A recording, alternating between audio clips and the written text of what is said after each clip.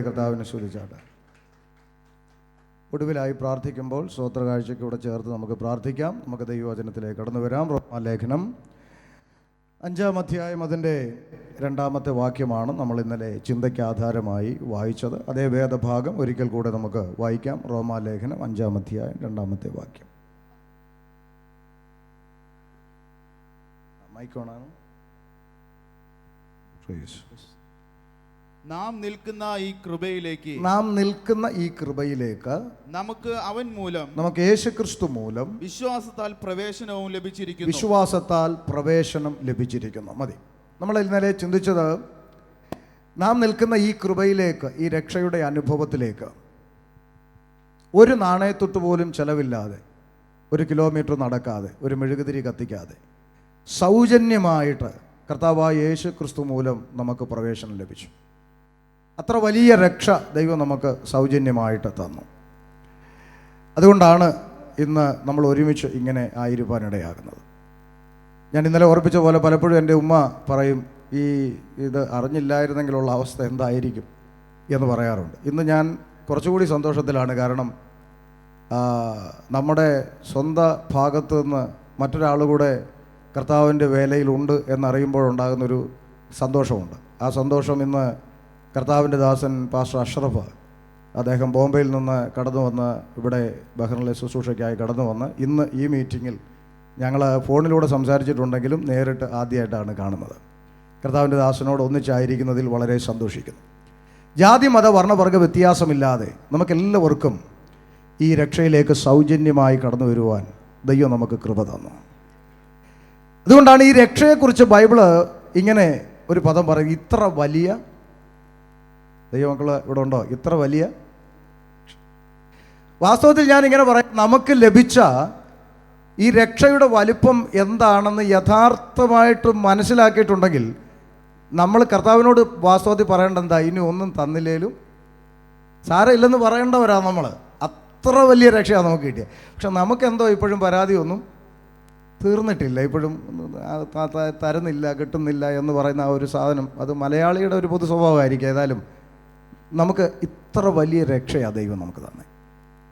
അപ്പോൾ ഇന്നലെ നമ്മൾ ചിന്തിച്ചത്, ഈ രക്ഷയിലേക്ക് ഒരു ചെലവുമില്ലാതെ വിശ്വാസത്താൽ കർത്താവ് നമുക്ക് പ്രവേശനം നൽകി.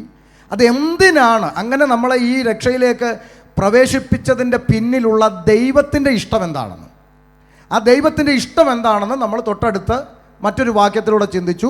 ഇന്നലെ വരാത്തവരുള്ളത് കൊണ്ട് ഒരു ആമുഖം പറയുകയാണ്. 2 തെസ്സലോനിക്ക ലേഖനം 2:14 ഇങ്ങനെ എഴുതി, നമ്മുടെ കർത്താവായ യേശുക്രിസ്തുവിൻ്റെ മഹത്വം പ്രാപിപ്പാനല്ലോ അവൻ ഞങ്ങളുടെ സുവിശേഷ ഘോഷണത്താൽ നിങ്ങളെ രക്ഷയിലേക്ക് വിളിച്ചപ്പോൾ നമ്മൾ ഈ രക്ഷയിലേക്ക് കൊണ്ടുവന്നതിൻ്റെ പിന്നിലുള്ള നമുക്ക് പല ഉദ്ദേശങ്ങൾ കാണും. പക്ഷെ ദൈവത്തിനൊരൊറ്റ ഉദ്ദേശമേ ഉള്ളൂ, നമ്മളെവിടെ എത്തണം? നമ്മളെല്ലാവരും കർത്താവിൻ്റെ അടുക്കൽ എത്തണം. Praise the Lord. ഈ അടുത്ത കാലങ്ങളിൽ നമ്മുടെ നാട്ടിൽ ചിലരൊക്കെ എന്നോട് പേഴ്സണലി സംസാരിക്കുമ്പം ചോദിക്കാറുണ്ട്, പക്ഷേ സത്യത്തിൽ ഇപ്പോൾ ഏത് ചർച്ചിൽ പോകണമെന്നുള്ള കൺഫ്യൂഷനില്ല. ആളുകൾക്കിപ്പോൾ ഒരു തരം വല്ലാത്തൊരു മടുപ്പായി പോയോ അതോ എന്താണെന്ന് അറിയത്തില്ല. എവിടെ ഒന്ന് പോകുക എന്നുള്ളതാണ്. പക്ഷേ ഒരു ചർച്ച ചൂണ്ടിക്കാണിക്കുക, ഏത് ചർച്ചിൽ പോകണം എന്ന് എന്നോട് ചോദിക്കാറുണ്ട്. ഇപ്പം നമ്മൾ എന്ത് ചെയ്യാനാണ്, ഏത് ചർച്ച ചൂണ്ടിക്കാണിക്കും? അപ്പോൾ എനിക്കും കൺഫ്യൂഷനാണ്. അപ്പം ഞാൻ അങ്ങനെ ചോദിക്കുന്നവരോട് നമുക്ക് മറുപടി പറയാതിരിക്കാൻ കഴിയില്ല. അപ്പം ഞാൻ അവരോട് പറയുന്ന മറുപടി ഇത്രയേ ഉള്ളൂ, നിങ്ങൾ രക്ഷിക്കപ്പെട്ട ഒരു ദൈവപൈതലാണെങ്കിൽ ആത്മാവിന് സത്യത്തിൽ ദൈവത്തെ ആരാധിക്കുന്ന ഏതൊരു കൂട്ടായ്മയിലും നിങ്ങൾക്ക് പോകാം. കാരണം സഭ എന്ന് ബൈബിള് പറയുന്നത് സംഘടനയെക്കുറിച്ചല്ലല്ലോ. അതെല്ലാവരും ഒന്ന് മനസ്സിലാക്കിയിരിക്കണം. ഒരു മിനിറ്റ് ശ്രദ്ധിക്കണേ. ഈ സംഘടനാ സ്പിരിറ്റ് എന്ന് പറയുന്ന ഒരു ഭൂതമുണ്ട്. ആ ഭൂതം പലരുടെയും ഉള്ളിലിരിപ്പുണ്ട്. ആ ഭൂതത്തിൽ നിന്ന് നമ്മൾ ആദ്യം വിടുതൽ പ്രാപിക്കണം. കാരണം IPC, AG, church of God, Shalom, Sharon, Rehoboth ഇത് ഉൾപ്പെടെ ഇതൊന്നും സഭയല്ല, ഇതെല്ലാം സംഘടനയാണ്. മനസ്സിലാക്കുക. IPC ആയാലും AG ആയാലും TPM ആയാലും ചർച്ച് ഓഫ് ഗോഡ് ആയാലും ഷാരോൺ ആയാലും എന്താണെന്ന് പറഞ്ഞാലും ദൈവവചന പ്രകാരം ഈ പറയുന്നതൊന്നും എന്തല്ല, സഭയല്ല. എൻ്റെ വാക്ക് ശ്രദ്ധിക്കണം, ഇത് മുറിച്ചിടുന്ന കാലമാണ്, അതുകൊണ്ട് ശ്രദ്ധിക്കണം. ഇതൊന്നും എന്തല്ല, സഭയല്ല, സംഘടനയാണ്. പക്ഷേ ഈ പറയപ്പെട്ട സംഘടനയ്ക്കകത്തെല്ലാം എന്തുണ്ട്? സഭയുണ്ട്. ഏതാ? രക്ഷിക്കപ്പെട്ട്, സ്നാനപ്പെട്ട്, ആത്മനിറവ് പ്രാപിച്ച്, പഥ്യോപദേശം പ്രമാണിച്ച്, കർത്താവിൻ്റെ വരവിനായി നോക്കി പാർക്കുന്ന ഒരു കൂട്ടം ഇതിൻ്റെ അകത്തെല്ലാം ഉണ്ട്. ആ കൂട്ടത്തെ ചേർക്കുവാനാണ് കർത്താവ് വരുന്നത്. അല്ല, സംഘടനയെ ചേർക്കാൻ വന്നാൽ സൂപ്രണ്ടും സെക്രട്ടറിയും ട്രഷാറും ഖജാൻജിയും എല്ലാം പോകേണ്ടി വരും. അങ്ങനെ പോകില്ല. ഇവന്മാരെല്ലാം ഇവിടെ കിടക്കും. ഈ കസേരയ്ക്ക് അടിക്കുന്നവന്മാരെല്ലാം ഇവിടെ കിടക്കത്തേ ഉള്ളൂ. ഇവരാരും പോകില്ല.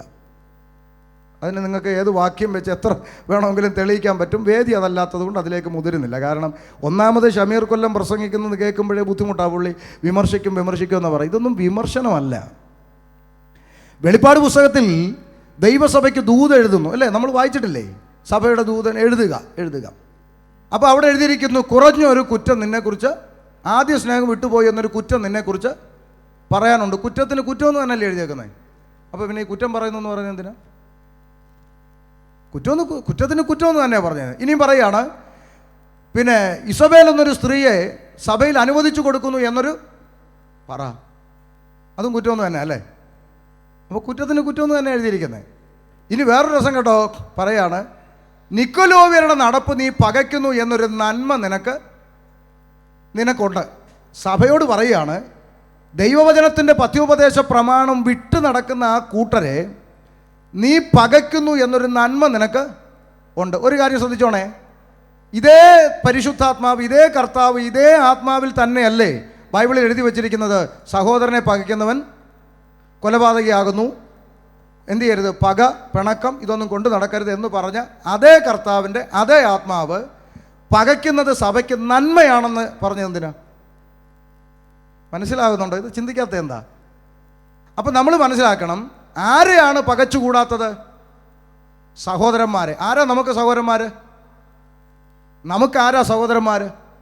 രക്ഷിക്കപ്പെട്ട് സ്നാനപ്പെട്ട് ദൈവകൃപയിൽ നിലനിൽക്കുന്നവരാണ് രക്ഷിക്കപ്പെട്ടവന് സഹോദരന്മാർ. ദുരുപദേശം പ്രസംഗിക്കുന്നവരും അതിന് കൂട്ടുനിൽക്കുന്നവരാരും രക്ഷിക്കപ്പെട്ടവന് സഹോദരന്മാരല്ല. അതുകൊണ്ടാണ് അവരെ ഒഴിവാക്കി നിർത്തിയത് സഭയുടെ നന്മയായി പരിശുദ്ധാത്മാവ് രേഖപ്പെടുത്തിയിരിക്കുന്നത്. ഇതൊന്നും അറിയാത്ത കുറേ ആളുകളുണ്ട്. അവർ ഉടനെ പറയും, നമ്മൾ ആരും ഒന്നും വിധിക്കരുത്. ആദ്യം പുസ്തകം പഠിക്കുക. ഈ വിധിക്കരുത് എന്ന് കർത്താവ് സുവിശേഷങ്ങളിൽ വിധിക്കരുതെന്ന് പറഞ്ഞിട്ടുണ്ട്. ആരോട്, ഏത് സന്ദർഭത്തിൽ ആരോടാ പറഞ്ഞ്? എന്താ പറഞ്ഞ്?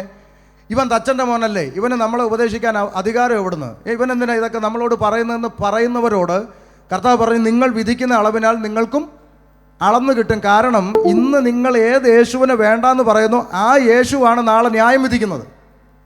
തെളിവ് യോഹന്നാൻ 5:22, 5:27. എടുക്കണ്ട, സമയമില്ലാത്തതുകൊണ്ട്. യോഹന്നാൻ 5:22, 5:27 രണ്ട് വാക്യത്തിലും തെളിവാ. എന്നാൽ സഭയ്ക്ക് ലേഖനം എഴുതുമ്പോൾ എന്താ പറഞ്ഞെന്നറിയോ? സഭയ്ക്ക് ലേഖനം എഴുതുമ്പോൾ പൗലോസ് എന്താ പറഞ്ഞെന്നറിയോ? ദുർനടപ്പുകാരോട് സംസർഗം അരുത് എന്ന് നിങ്ങൾക്ക് ഞാൻ എഴുതിയിട്ടുണ്ടല്ലോ. അത് ഈ ലോകത്തിലെ ദുർനടപ്പുകാരോടോ അത്യാഗ്രഹിയോടോ വിഗ്രഹാദിയോടോ ഭാവിഷ്ണക്കാരനോടോ മദ്യപനോടോ പിടിച്ചുപറിക്കാരനോടോ അരുതെന്നല്ലല്ലോ. അങ്ങനെയാണെങ്കിൽ നിങ്ങൾ എന്ത് ചെയ്യേണ്ടി വരും?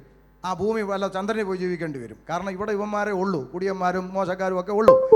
എന്നാൽ അടുത്ത വാക്ക് ശ്രദ്ധിച്ച്, എന്നാൽ സഹോദരന് പേർവട്ടൊരുവൻ ഇമാതിരി ഉടായ്പ് കാണിച്ച് നടന്നാൽ അവനോട് സംസർഗമരുത്, അവനോടുകൂടെ ഭക്ഷണം പോലും കഴിക്കരുത്.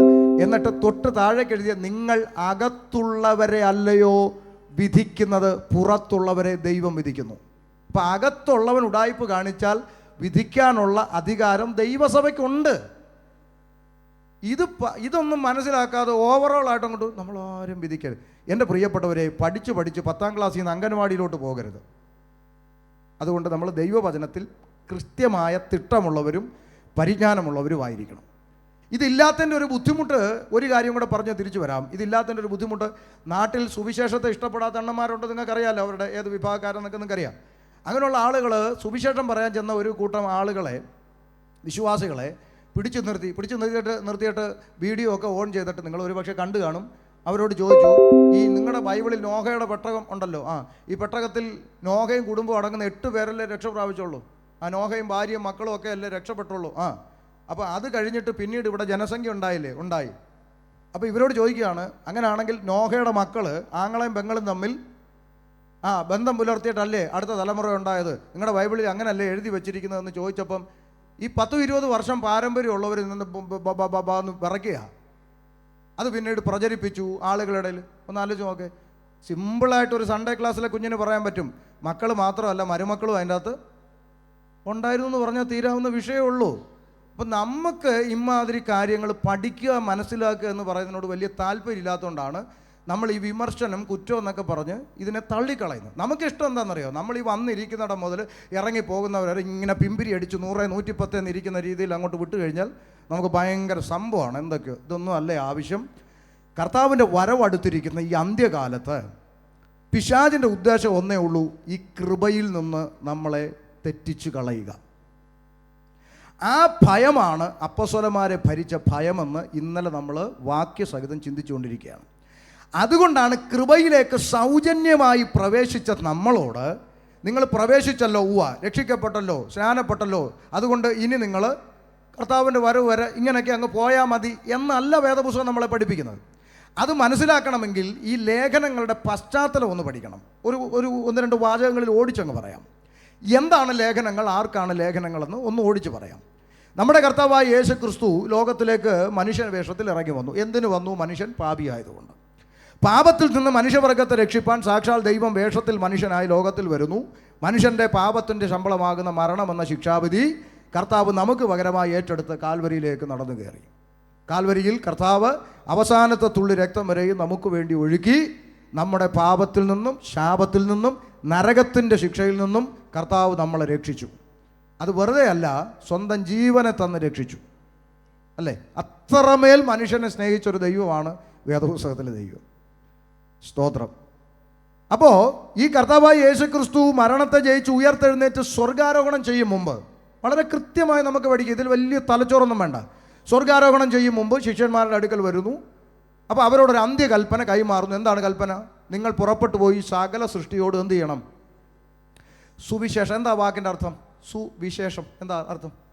ഇംഗ്ലീഷിൽ എന്താ നമ്മൾ പറയുക? Good news. എന്താ അർത്ഥം? നല്ല വിശേഷം അല്ലേ? സുവിശേഷം അറിയിക്കുക. എന്താ? എൻ്റെയും നിൻ്റെയും പാപത്തിൻ്റെ കടം യേശു ക്രൂശിൽ തീർത്തു. ഇനി നീ എന്താണ്? ഫ്രീ ആണെന്ന് പറയുന്ന നല്ല വാർത്ത ഒന്ന് അറിയിക്കാനാണ് സത്യത്തിൽ കർത്താവ് ആരെ ഏൽപ്പിച്ചിരിക്കുന്നത്?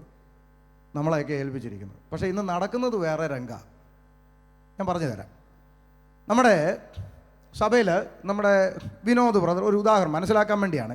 വിനോദ് എന്ന് പറയുന്ന സഭയിലെ വ്യക്തി ബാങ്കിൽ നിന്ന് ലോൺ എടുക്കുന്നു. ലക്ഷങ്ങളുടെ ബാധ്യതകളാകുന്നു.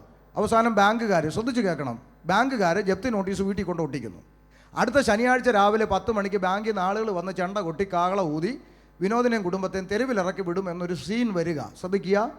ഇതറിയുന്ന വിനോദ് പറയുക, എന്തായാലും ഈ സമൂഹത്തിന് മുമ്പിൽ ഇങ്ങനെ ഒരു അവസ്ഥയിലേക്ക് ഇറങ്ങിയിട്ട് എനിക്ക് ജീവിക്കണ്ട. അപ്പോൾ അടുത്ത ശനിയാഴ്ച രാവിലെ 10 മണിക്ക് ബാങ്കുകാർ ഇവിടെ ജപ്തി ചെയ്യുന്ന അതേ മുഹൂർത്തത്തിൽ ഞാൻ ഈ ലോകത്ത് നിന്ന് ടാറ്റ പറഞ്ഞു പോകുമെന്ന് പറഞ്ഞ് പുള്ളി ആത്മഹത്യ ചെയ്യാൻ വേണ്ടി ഒരു ലോഡ്ജിൽ പോയി റൂം എടുത്ത് താമസിക്കുന്നു. ഇത് നിങ്ങൾക്ക് മനസ്സിലാകാൻ വേണ്ടിയാണ് ഞാൻ ഈ ചെറിയ ലളിതമായിട്ട് പറയണേ. ഇപ്പോൾ ഈ വിവരം ആരറിയുന്നു? സഭാ പാസ്റ്റർ ജോബി അറിയുന്നു. ഉദാഹരണത്തിനായതുകൊണ്ടാണ് ഞാൻ അങ്ങനെ പറയുന്നത്. ജോബി എന്ന് പറയുന്ന വ്യക്തി ഇതറിഞ്ഞു, വിനോദിൻ്റെ പേരിൽ ഇങ്ങനൊരു സംഭവമുണ്ട്. നോക്കൂ, ജോബി എന്ന് പറയുന്ന മനുഷ്യൻ പോയി വിനോദിൻ്റെ പേരിലുള്ള മുഴുവൻ കടവും ആര് തീർത്തു? പറഞ്ഞേ, മനസ്സിലായവർ പറ. ജോബി പാസ്റ്റർ തീർത്തു. ഇപ്പോൾ വിനോദ് ഈ കടത്തിൽ നിന്ന് എന്തായി? സ്വതന്ത്രനായി അല്ലേ? ഇനി തല ഉയർത്തി നടക്കാം. പക്ഷേ ഈ സംഗതി ആരറിയുന്നില്ല? വിനോദ് അറിയുന്നില്ല. വിനോദ് ശനിയാഴ്ചയിൽ എന്ത് കാത്തിരിക്കുന്നു? മരണം കാത്ത് മരണത്തിന് അധീനനായി ഒരു ഹോട്ടലിൽ ഇരിക്കുന്നു. അപ്പം കടം തീർത്തയാൾ ആര്? ജോബി പാസ്റ്റർ. ഒരു മൂന്നാമനെ വിളിച്ചു, എക്സ് ഓർ വൈ, നമുക്ക് ചാക്കോച്ചനെന്ന് വിളിക്കാം. ചാക്കോച്ചനെ വിളിച്ചിട്ട് പറഞ്ഞു, ചാക്കോച്ച നിങ്ങളുടെ വാട, നീ ആ വിനോദ് അവൻ മരണത്തെ കാത്തിരിക്കുക, അവനോട് പോയി പറയണം, നീ എന്ത് ചെയ്യരുത്, മരിക്കരുത്, കാരണം നിൻ്റെ കടം മറ്റൊരാൾ വീട്ടിയിട്ടുണ്ട്. ഇനി നിനക്ക് ധൈര്യത്തോടെ പുറത്തിറങ്ങി തല ഉയർത്തി ജീവിക്കാം. നിൻ്റെ കടം ആ മനുഷ്യൻ തീർത്തു. പിന്നെ ഈ സന്തോഷ വാർത്ത നീ പോയി വിനോദിനോട് അറിയിക്കണം. പിന്നെ ഒരു കാര്യം കൂടെ പറഞ്ഞു, പിന്നെ പ്രത്യേകം അവനോട് പറയണം, ഇനി മേലെ ആലോചിക്കാതെയും തീരുമാനിക്കാതെയും ബുദ്ധിയില്ലാതെ ഇമാതിരി അബദ്ധങ്ങളിൽ ചെന്ന് ചാടരുന്ന ഒരു ഉപദേശവും കൂടെ ഞാൻ പറഞ്ഞെന്ന് പോയി പറയണമെന്ന് പറഞ്ഞു. ആരെ അയച്ചു? ചാക്കോച്ചനെ അയച്ചു. അടുത്ത രംഗം, ഇത് പറയാൻ വേണ്ടി ചാക്കോച്ചൻ ഹോട്ടലിൽ ചെല്ലുന്നു. ഹോട്ടലിൽ ചെന്ന് ചാക്കോച്ചൻ കോളിംഗ് ബെല്ലടിച്ചു. അപ്പം വിനോദ് മരണം കാത്തിരിക്കുക. വിനോദ് പയ്യെ ഇങ്ങനെ അങ്ങോട്ട് തുറന്നപ്പോൾ ഈ പോയ ചാക്കോച്ചൻ, ശ്രദ്ധിക്കണേ, പോയ ചാക്കോച്ചൻ വിനോദ് എന്നൊരു പേര് കാണിക്കുന്നു. വിനോദ്. പുള്ളി പറഞ്ഞ ഞാനാ വിനോദ്. ചില കടഭാരത്തിൻ്റെ മണ്ഡലങ്ങൾ ഉണ്ടെന്നില്ല നിങ്ങളാരും. മരിക്കണമെന്ന് ചിന്തിച്ചിരിക്കുന്ന ചില മണ്ഡലങ്ങൾ എന്നെ കാണിക്കുന്നു. മരിക്കാൻ പുള്ളി കരഞ്ഞു.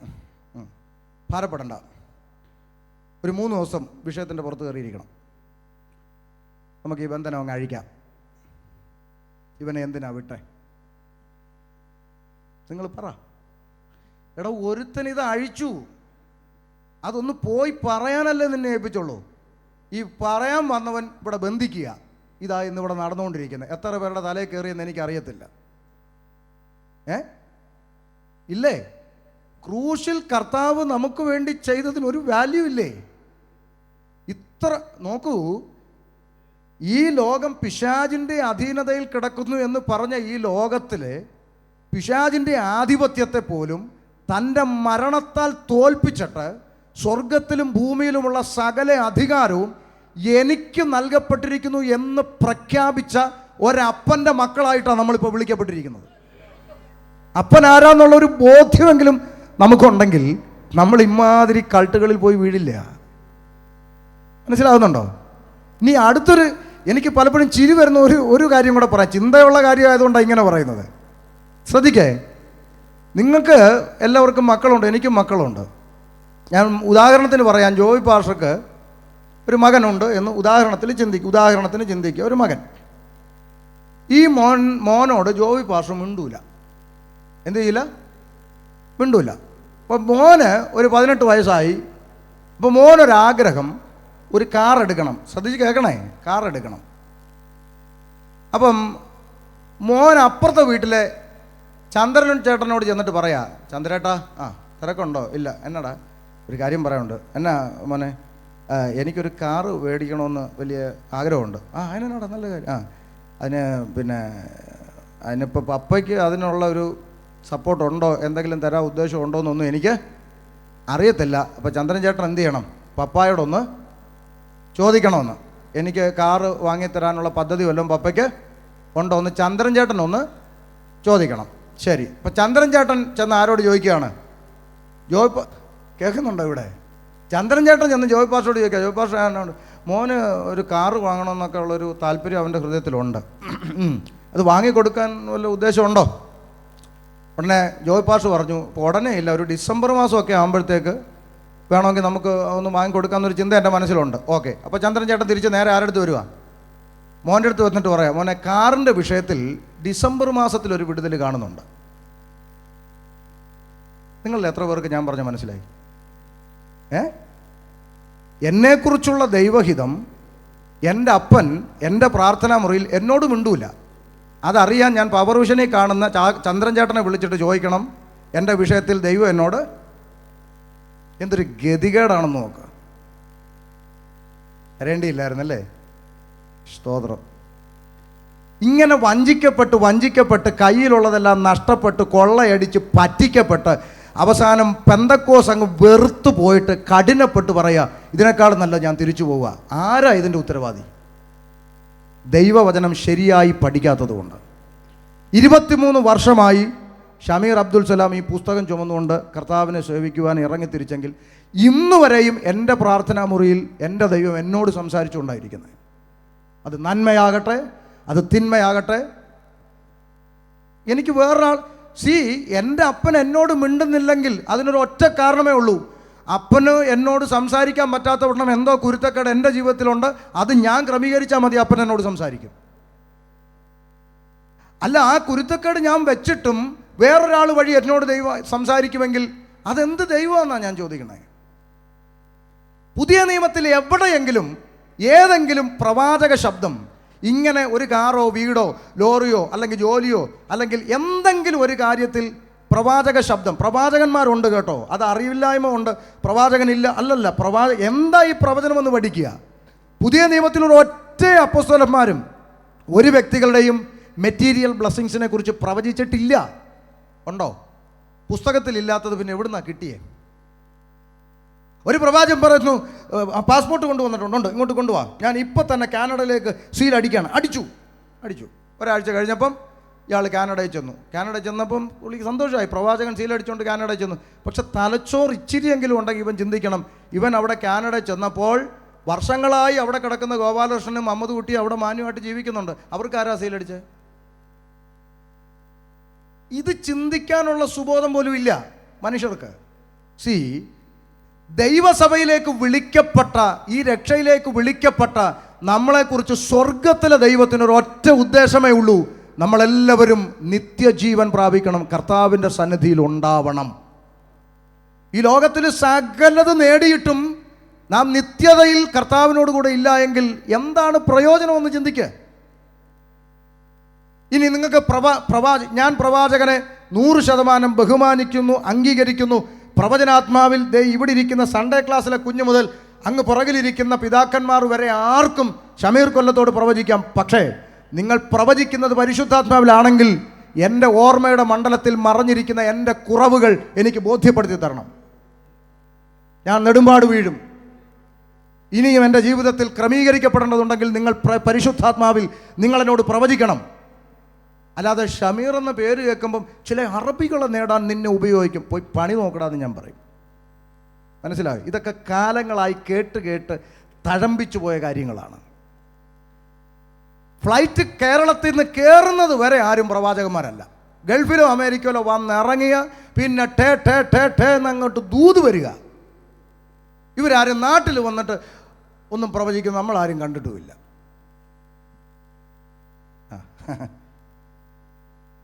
ഇവർക്ക് വല്ല കാര്യം ഉണ്ടായിരുന്നു എന്നെ വിളിക്കണ്ടെന്നാ?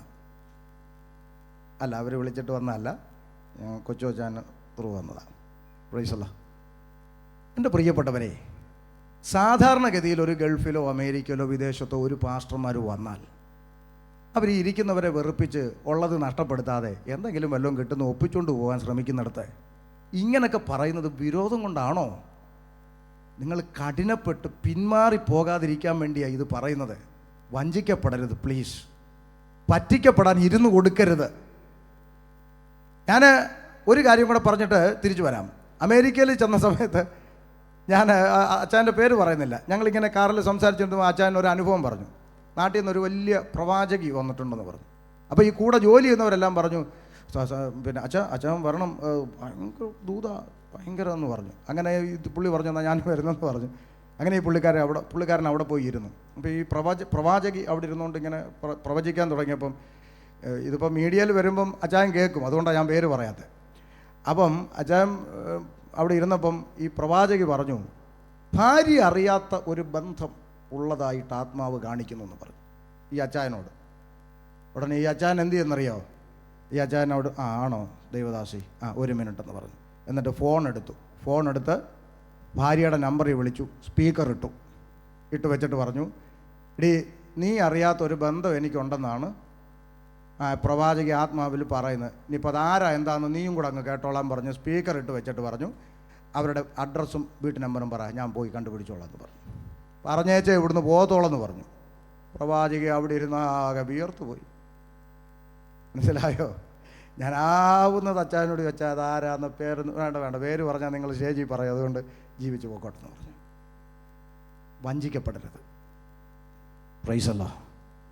അപ്പോൾ ശ്രദ്ധിക്കുക, കർത്താവ് നമ്മളെ ഫലമേൽപ്പിച്ചത് പുറപ്പെട്ടു പോയി സകല സൃഷ്ടിയോട് ഈ നല്ല വാർത്ത. നമുക്ക് എന്ത് സിമ്പിളായിട്ട് നമുക്ക് പറയാൻ സാധിക്കും ഈ പൊതുസമൂഹത്തോട്, ഈ കാണുന്ന ജനത്തോട്, യേശു നിൻ്റെ പാപത്തിന് വേണ്ടിയാണ് മരിച്ചത്, കർത്താവ് നിനക്കും കൂടെ വേണ്ടിയാണ് മരിച്ചത്. ആ യേശു ക്രിസ്തുവിനെ നീ നിൻ്റെ ഹൃദയത്തിൽ സ്വീകരിക്കുമ്പോൾ നീ ഇരുട്ടിൽ നിന്ന് വെളിച്ചത്തിലേക്ക് നയിക്കപ്പെടും. നിൻ്റെ വീട്ടിലെ സകല ഇരുട്ടുകളും മാറും, നിൻ്റെ കുടുംബത്തിലെ സകല ഇരുട്ടുകളും മാറും, നീ വെളിച്ചത്തിലേക്ക് നയിക്കപ്പെടും. എത്ര മനോഹരമായിരിക്കുന്ന കാര്യമാണ് കർത്താവ് ഏൽപ്പിച്ചത്. ആ സുവിശേഷം പ്രസംഗിക്കുന്നവരുടെ പാദങ്ങൾ എത്ര സുന്ദരമെന്നാണ് എഴുതപ്പെട്ടിരിക്കുന്നത്. അങ്ങനെ ഈ സുവിശേഷം ഫലമേൽപ്പിച്ചിട്ട് കർത്താവ് ഒലിവുമലയിൽ നിന്ന് രൂപാന്തരപ്പെടുന്ന സമയം വന്നു. അപ്പോസ്തല പ്രവൃത്തി 1-ാം അധ്യായം, നമുക്കറിയുന്ന കാര്യമുണ്ട്, ഇപ്പോൾ അങ്ങോട്ടൊന്നും പോകണ്ട. 1-ാം അധ്യായത്തിൽ കർത്താവ് രൂപാന്തരപ്പെട്ട് എടുക്കപ്പെടുമ്പോൾ ശിഷ്യഗണമെല്ലാം ഇങ്ങനെ നോക്കിക്കൊണ്ടിരിക്കുക അല്ലേ. ഇങ്ങനെ നോക്കിക്കൊണ്ടിരിക്കുമ്പോൾ സ്വർഗത്തിൽ നിന്ന് വെള്ളവസ്ത്രധാരിയായി ദൂതന്മാർ വെളിപ്പെട്ടുകൊണ്ട് പറയുകയാണ്, ഗലീല പുരുഷന്മാരെ, പ്രവൃത്തി 1:11, ഗലീല പുരുഷന്മാരെ, നിങ്ങൾ ആകാശത്തിലേക്ക് നോക്കി നിൽക്കുന്നത് എന്ത്? നിങ്ങളെ വിട്ട് സ്വർഗാരോഹണം ചെയ്ത ഈ യേശുവിനെ സ്വർഗത്തിലേക്ക് പോകുന്നവനായി നിങ്ങൾ കണ്ടതുപോലെ തന്നെ ആ യേശു ക്രിസ്തു വീണ്ടും മടങ്ങി വരും. ഇന്ന് രാത്രി ബഹറിൻ്റെ മണ്ണിൽ നിന്നുകൊണ്ട് ഒരിക്കൽ കൂടി ഒരു സുവിശേഷകൻ എന്ന നിലയിൽ ഞാൻ വിളംബരം ചെയ്യുന്നു, യേശു ക്രിസ്തുവിൻ്റെ മടങ്ങി വരവ് ഏറ്റവും അടുത്തിരിക്കുന്നു. യേശു മടങ്ങി വരും. കർത്താവിൻ്റെ മടങ്ങി വരവ് ഏറ്റവും അടുത്തിരിക്കുന്നു. ഒരു പക്ഷേ പെന്തക്കോസ്തുകാർ പോലും ചിന്തിച്ചേക്കാം, കാലങ്ങൾ എത്രയായി കേൾക്കാൻ തുടങ്ങിയിട്ട്. സൺഡേ ക്ലാസ് തൊട്ട് കേൾക്കുക, യേശു വരും യേശു വരും. നാളെ തിരുവനന്തപുരത്തുകാരൻ പറഞ്ഞ് ഇനി യാശു വരും എന്ന് പറഞ്ഞ് ഇപ്പോഴെങ്ങാനും വരുമോ എന്ന്. ശ്രദ്ധിച്ചേ, ആ കാലം തൊട്ട് പറഞ്ഞു തുടങ്ങിയ ലക്ഷണങ്ങളെല്ലാം ഇന്ന് നിവർത്തി പദത്തിലെത്തി നിൽക്കുകയാണെന്ന് മറക്കരുത്. Praise the Lord. മത്തായി സുവിശേഷം 24:23 കർത്താവ് പറയുകയാണ്, അതാ അന്നാളിൽ കള്ളക്രിസ്തുക്കളും കള്ളപ്രവാചകന്മാരും എഴുന്നേറ്റ് കഴിയുമെങ്കിൽ വൃതന്മാരെ, എന്താ വാക്കിനർത്ഥം? വൃതന്മാരെ, വയസ്സായവരെ വൃദ്ധന്മാരെ ആണോ? അല്ല, വിശ്വാസ വീരന്മാർ, വൃതന്മാരെ പോലും തെറ്റിച്ച് കളയുവാനായി കഴിയുമെങ്കിൽ വലിയ അടയാളങ്ങളും, ചെറിയ ചെറിയ നടുവേദന പല്ലുവേദന ഉളുക്ക് വിരിപ്പം നല്ല കർത്താവ് പറഞ്ഞേ, വലിയ അടയാളങ്ങളും അത്ഭുതങ്ങളും കാണിക്കാൻ ശ്രമിക്കുമെന്നാണോ കാണിക്കുമെന്നാണോ പറഞ്ഞത്? നിങ്ങൾ പറ. കാണിക്കും. എന്നാൽ നിങ്ങൾ പുറപ്പെടരുത് എന്നല്ലേ പറഞ്ഞേ? അല്ലേ? ഇത്ര കൃത്യമായ മുന്നറിയിപ്പ് സ്വർഗത്തിലെ കർത്താവ് തന്നിട്ടും ദേ അവിടെ ഇങ്ങനെ നടക്കുന്നു ഇവിടെ ഇങ്ങനെ നടക്കുന്നു എന്ന് പറയുമ്പോൾ നമ്മൾ എന്തിനീ വിളറി പിടിച്ചോടണം? ഇത്ര ക്രിസ്റ്റൽ ക്ലിയർ ആയിട്ട് നമ്മളോട് മുന്നറിയിപ്പ് തന്നില്ലേ? പോകരുത്, ചലിക്കരുത്, നിങ്ങൾ ഇളകിപ്പോകരുത് എന്നെല്ലാം കർത്താവ് പറഞ്ഞില്ലേ? അപ്പോൾ ഇന്ന് കർത്താവിൻ്റെ വരവിനോട് ഏറ്റവും അടുത്തിരിക്കുന്ന ഈ കാലഘട്ടത്തിൽ കഴിയുമെങ്കിൽ വലിയ അടയാളം അത്ഭുതങ്ങളും ഇവിടെ സംഭവിക്കണം. പക്ഷെ ദൈവവചനത്തെക്കുറിച്ച് പഠനമുള്ളവന് തിരിച്ചറിയാൻ പറ്റും. പിന്നെ ചില ആളുകൾ പറയുന്നുണ്ട്, പക്ഷേ എന്ത് കൃത്യം ദൂത പറഞ്ഞു, അതെങ്ങനാ? പണ്ട് ഞങ്ങളുടെ നാട്ടിൽ തത്തയും കൊണ്ടുവരുന്നവൻ ഇതിനേക്കായി കൃത്യമായിട്ട് പറയുമായിരുന്നു. തത്തയും കൊണ്ടുവരുന്നവൻ പറയുമായിരുന്നു. നമ്മൾ അതിശയിച്ചിട്ടുണ്ട്, ഇയാൾ ഇതെങ്ങനെയായി പറയുന്നതെന്ന് അതിശയിച്ചിട്ടുണ്ട്. വേണ്ട. അപ്പോസ്തല പ്രവൃത്തി പഠിക്കുമ്പോൾ മക്കദോനിയയിൽ പുറപ്പെട്ട പൗലോസിൻ്റെ ശീലാസിൻ്റെ പിറകിൽ ഒരു അമ്മാമ വന്നു. അമ്മാമ എന്താ പറഞ്ഞത്? ഇവർ അത്യുന്നതനായ ദൈവത്തിൻ്റെ ദാസന്മാർ, രക്ഷാമാർഗം നിങ്ങളോട് അറിയിക്കാൻ വന്നിരിക്കുവാന്ന്. ഒരു വരി തെറ്റുണ്ടോ അമ്മാമ പറഞ്ഞത്? പറ. പക്ക ദൂത്. നമ്മളെങ്ങാനും ആയിരുന്നെങ്കിൽ 3 ദിവസം ഉപവാസ പ്രാർത്ഥനയുടെ ഡേറ്റ് മേടിച്ച് വെച്ചാൽ അമ്മാമ വിടത്തുള്ളൂ. അമ്മാമ വീട്ടിലൊരു 3 ദിവസം പ്രാർത്ഥന വെച്ചാൽ വരുമെന്ന് ഡേറ്റ് മേടിക്കും. പിന്നെ കൃത്യം ദൂതാ, നമ്മൾ പിടിച്ചേ വിടുകയുള്ളൂ. പക്ഷെ പരിശുദ്ധാത്മാവ് അകത്തുള്ള പൗലോസ് വിവേചിച്ചു, ദൂത് കൃത്യമാ, പക്ഷെ അകത്ത് ദൂതനല്ല, ഭൂതമാ. ഈ തിരിച്ചറിവാണ് ദൈവകുഞ്ഞുങ്ങൾക്ക് വേണ്ടത് ഈ കാലഘട്ടത്തിൽ. മനസ്സിലാവുന്നു? നമ്മൾ എന്തിനാ ഈ പാഞ്ഞ് ഓടുന്നതെന്ന് ചോദിച്ചാൽ ഒറ്റ ഉദ്ദേശത്തിന്, നിത്യതയ്ക്ക് വേണ്ടിയല്ല. കാരണം നിത്യതയ്ക്കുള്ളത് കർത്താവ് നമുക്ക് തന്നല്ലോ. പിന്നെ നമ്മൾ ഈ ഓടുന്നത് എന്തിനാന്ന് ചോദിച്ചാൽ ഭൗതികമായ നന്മകൾ വെട്ടിപ്പിടിക്കാനുള്ള ഓട്ടമാണ് നമ്മൾ ഈ ഓടിക്കൊണ്ടിരിക്കുന്നത്. ഇത് എന്തിനാണ്? കർത്താവ് നടത്തില്ലേ? വിശ്വാസം ഇല്ലേ? കർത്താവ് നടത്തത്തില്ല എന്ന് ഷമീർ കൊല്ലത്തിന് വിശ്വാസമില്ലെങ്കിൽ ഷമീർ കൊല്ലം മാനുഷികമായി വല്ല ചില്ലറ ഒപ്പിക്കാനായി ഇവിടെ വരുമ്പോൾ ആദ്യത്തെ 15 മിനിറ്റ് ഒരു പ്രോജക്റ്റ് വെക്കും. ഞാൻ നാട്ടിൽ ഇങ്ങനെ പ്രവർത്തിക്കുന്നു, ഞങ്ങൾക്ക് അവിടെ ഇതുണ്ട്, ഇവിടെ അതുണ്ട്, മറ്റേതുണ്ടെന്ന് പറഞ്ഞൊരു 20 മിനിറ്റ് പ്രോജക്റ്റിന് വേണ്ടി കളയും. എന്നിട്ടൊരു പിരിവ് നടത്തും, പോകും. അതിൻ്റെ ആവശ്യമില്ല. 23 വർഷം തെരുവിൽ കവലയിൽ പോസ്റ്റിനോടും മരത്തോടും പ്രസംഗിച്ചിട്ട് പോറ്റിയ സ്വർഗം ഇനി അങ്ങോട്ടും പോറ്റുമെന്ന് വിശ്വസിക്കാൻ കഴിയത്തില്ലെങ്കിൽ പിന്നെ എന്തിനാ പ്രസംഗിക്കുന്നത്? അല്ലേ? അപ്പം നമ്മൾ മനസ്സിലാക്കുക, നാം പ്രതീക്ഷയോടെ കാത്തിരിക്കുന്നത് കർത്താവിൻ്റെ മടങ്ങി വരവിന് വേണ്ടിയാണ്. നമ്മളിൽ ഏൽപ്പിക്കപ്പെട്ടിരിക്കുന്ന ദൗത്യം സുവിശേഷം വിളംബരം ചെയ്യുക എന്നുള്ളതാണ്. ഈ രാജ്യത്ത് ദൈവം നിങ്ങളെ കൊണ്ടുവന്നതിൻ്റെ പിന്നിലെ ഉദ്ദേശം പോലും നിങ്ങളുടെ ഇടത്തും വലത്തും ഇരിക്കുന്നവൻ നരകത്തിൻ്റെ പടുകുഴിയിൽ പതിക്കാതിരിക്കാൻ അവനെ തീയിൽ നിന്നും വെള്ളത്തിൽ നിന്നും വലിച്ചെടുക്കുക എന്നുള്ള ഉദ്ദേശത്തോടു കൂടിയാണ്. അല്ലാതെ ഞങ്ങളെപ്പോലുള്ളവർക്ക് ഇവിടെ വന്ന് ഇവിടുത്തെ ഓഫീസുകളിൽ കയറി സുവിശേഷം പറയാൻ പറ്റാത്തത് കൊണ്ട് നിങ്ങൾക്ക് ദൈവം വിദ്യാഭ്യാസം തന്നു, നല്ല സ്ഥാനം തന്നു. പലപ്പോഴും പ്രാർത്ഥിക്കുമ്പോൾ നിങ്ങൾ പറയാറുണ്ട്, അയ്യോ എനിക്ക് ഒരു അർഹതയില്ലാത്ത കസേരയല്ല ദൈവം എന്നെ കൊണ്ടിരുത്തിയേക്കുന്നത്. എന്തിനാ? അപ്പുറത്തും ഇപ്പുറത്തും ഇരിക്കുന്നവനോട് കർത്താവിനെക്കുറിച്ചൊരു വാക്ക് പറയാൻ. ഈ ദൗത്യങ്ങളെല്ലാം മറന്നിട്ട് നമ്മളിവിടെ കൊണ്ടുവന്നത് നമ്മളൊരു കൊച്ചു അംബാനിയാക്കാൻ വേണ്ടിയാണെന്ന് കരുതുന്നുണ്ടോ? എങ്കിൽ തെറ്റിപ്പോയി. കർത്താവായ യേശുക്രിസ്തു 5 അപ്പം കൊണ്ട് 5000 പേരെ പോഷിപ്പിച്ചു. എല്ലാവരും ഇരുന്ന് കഴിച്ചു. ഭക്ഷിച്ചുകൊണ്ടിരിക്കുമ്പോൾ കർത്താവ് എവിടെ പോയി? പറ.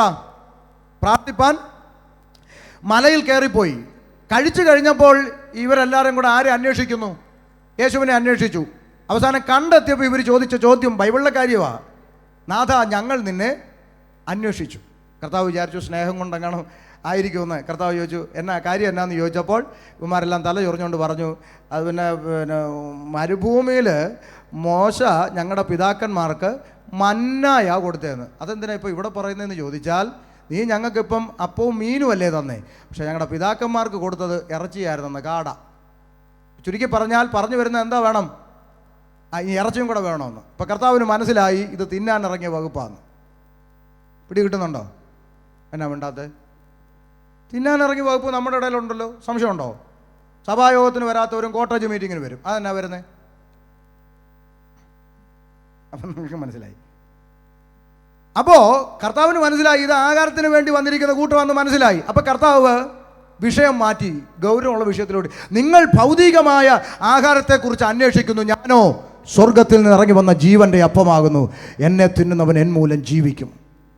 കർത്താവ് ഭൗതികം അങ്ങോട്ട് വിട്ടേച്ച് നിത്യതയെക്കുറിച്ച് പറയാൻ തുടങ്ങി. എന്നിട്ട് കർത്താവ് പറഞ്ഞു, ആകാശത്തിലെ പറവുകൾക്ക് കൂടും, കുറുനരിക്ക് കുഴിയുമുണ്ട്, മനുഷ്യപുത്രനെ തലചായ്ക്കാൻ ഇടമില്ല. എടാ മക്കളെ, ഇപ്പം അപ്പമെങ്കിലും കിട്ടി, ഇനി അങ്ങോട്ട് പോകുന്ന വഴിക്ക് കയറി കിടക്കാൻ ഇടം പോലും കിട്ടാത്ത അവസ്ഥയിലാണ് പോന്നേ എന്ന് പറഞ്ഞേച്ച് കർത്താവ് ഇച്ചിരി കൂടെ അങ്ങോട്ട് പറഞ്ഞു, എൻ്റെ നിമിത്തം, എൻ്റെ നിമിത്തം, സുവിശേഷ നിമിത്തം അപ്പനെയോ അമ്മയോ വീടോ വസ്തുവോ നിലങ്ങളെയോ മക്കളെയോ സ്വന്തം പ്രാണൻ കൂടെ വിടാതിരിക്കുന്നവന് എൻ്റെ ശിഷ്യനായിരിക്കാൻ കഴിയില്ല.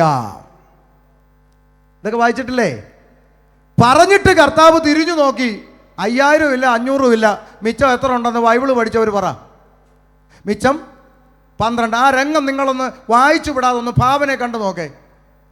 കർത്താവ് പറഞ്ഞു, എൻ്റെ നിമിത്തം സുവിശേഷം അപ്പനെ അമ്മ വീടോ വസ്തു നിലങ്ങളെ സ്വന്തം പ്രാണനെ വിടാതിരിക്കുന്നവന് എൻ്റെ ശിഷ്യനായിരിക്കാൻ കഴിയില്ല. തിരിഞ്ഞു നോക്കി 12 എണ്ണം. ആ രംഗം ഞാനൊന്ന് പറയാം, എൻ്റെ ചിന്തയെ പറയുക. കർത്താവ് ബാക്കിയുള്ളവരൊക്കെ എന്ത് വെച്ചാ? ഇപ്പോൾ പത്രോസ്, പുള്ളിയാണല്ലോ ആദ്യം പറയും. പത്രോസ് പറയും, എല്ലാവരും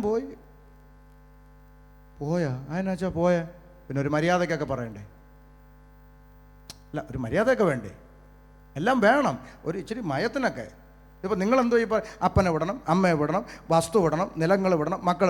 ഈ വസ്തുവൊക്കെ മേടിക്കാൻ എത്ര സർവേക്കല്ല് തോണ്ടിയിട്ടാ ഇത് മേടിച്ചതെന്ന് നിങ്ങൾക്കറിയാം. നിങ്ങൾക്കെല്ലാം ഇങ്ങനെ വിടു എന്നങ്ങ് പറഞ്ഞാൽ മതി. അതുകൊണ്ട് എല്ലാം ഒരു മയത്തിന്. മനസ്സിലായോ? എൻ്റെ ചിന്ത പറഞ്ഞതാണ്.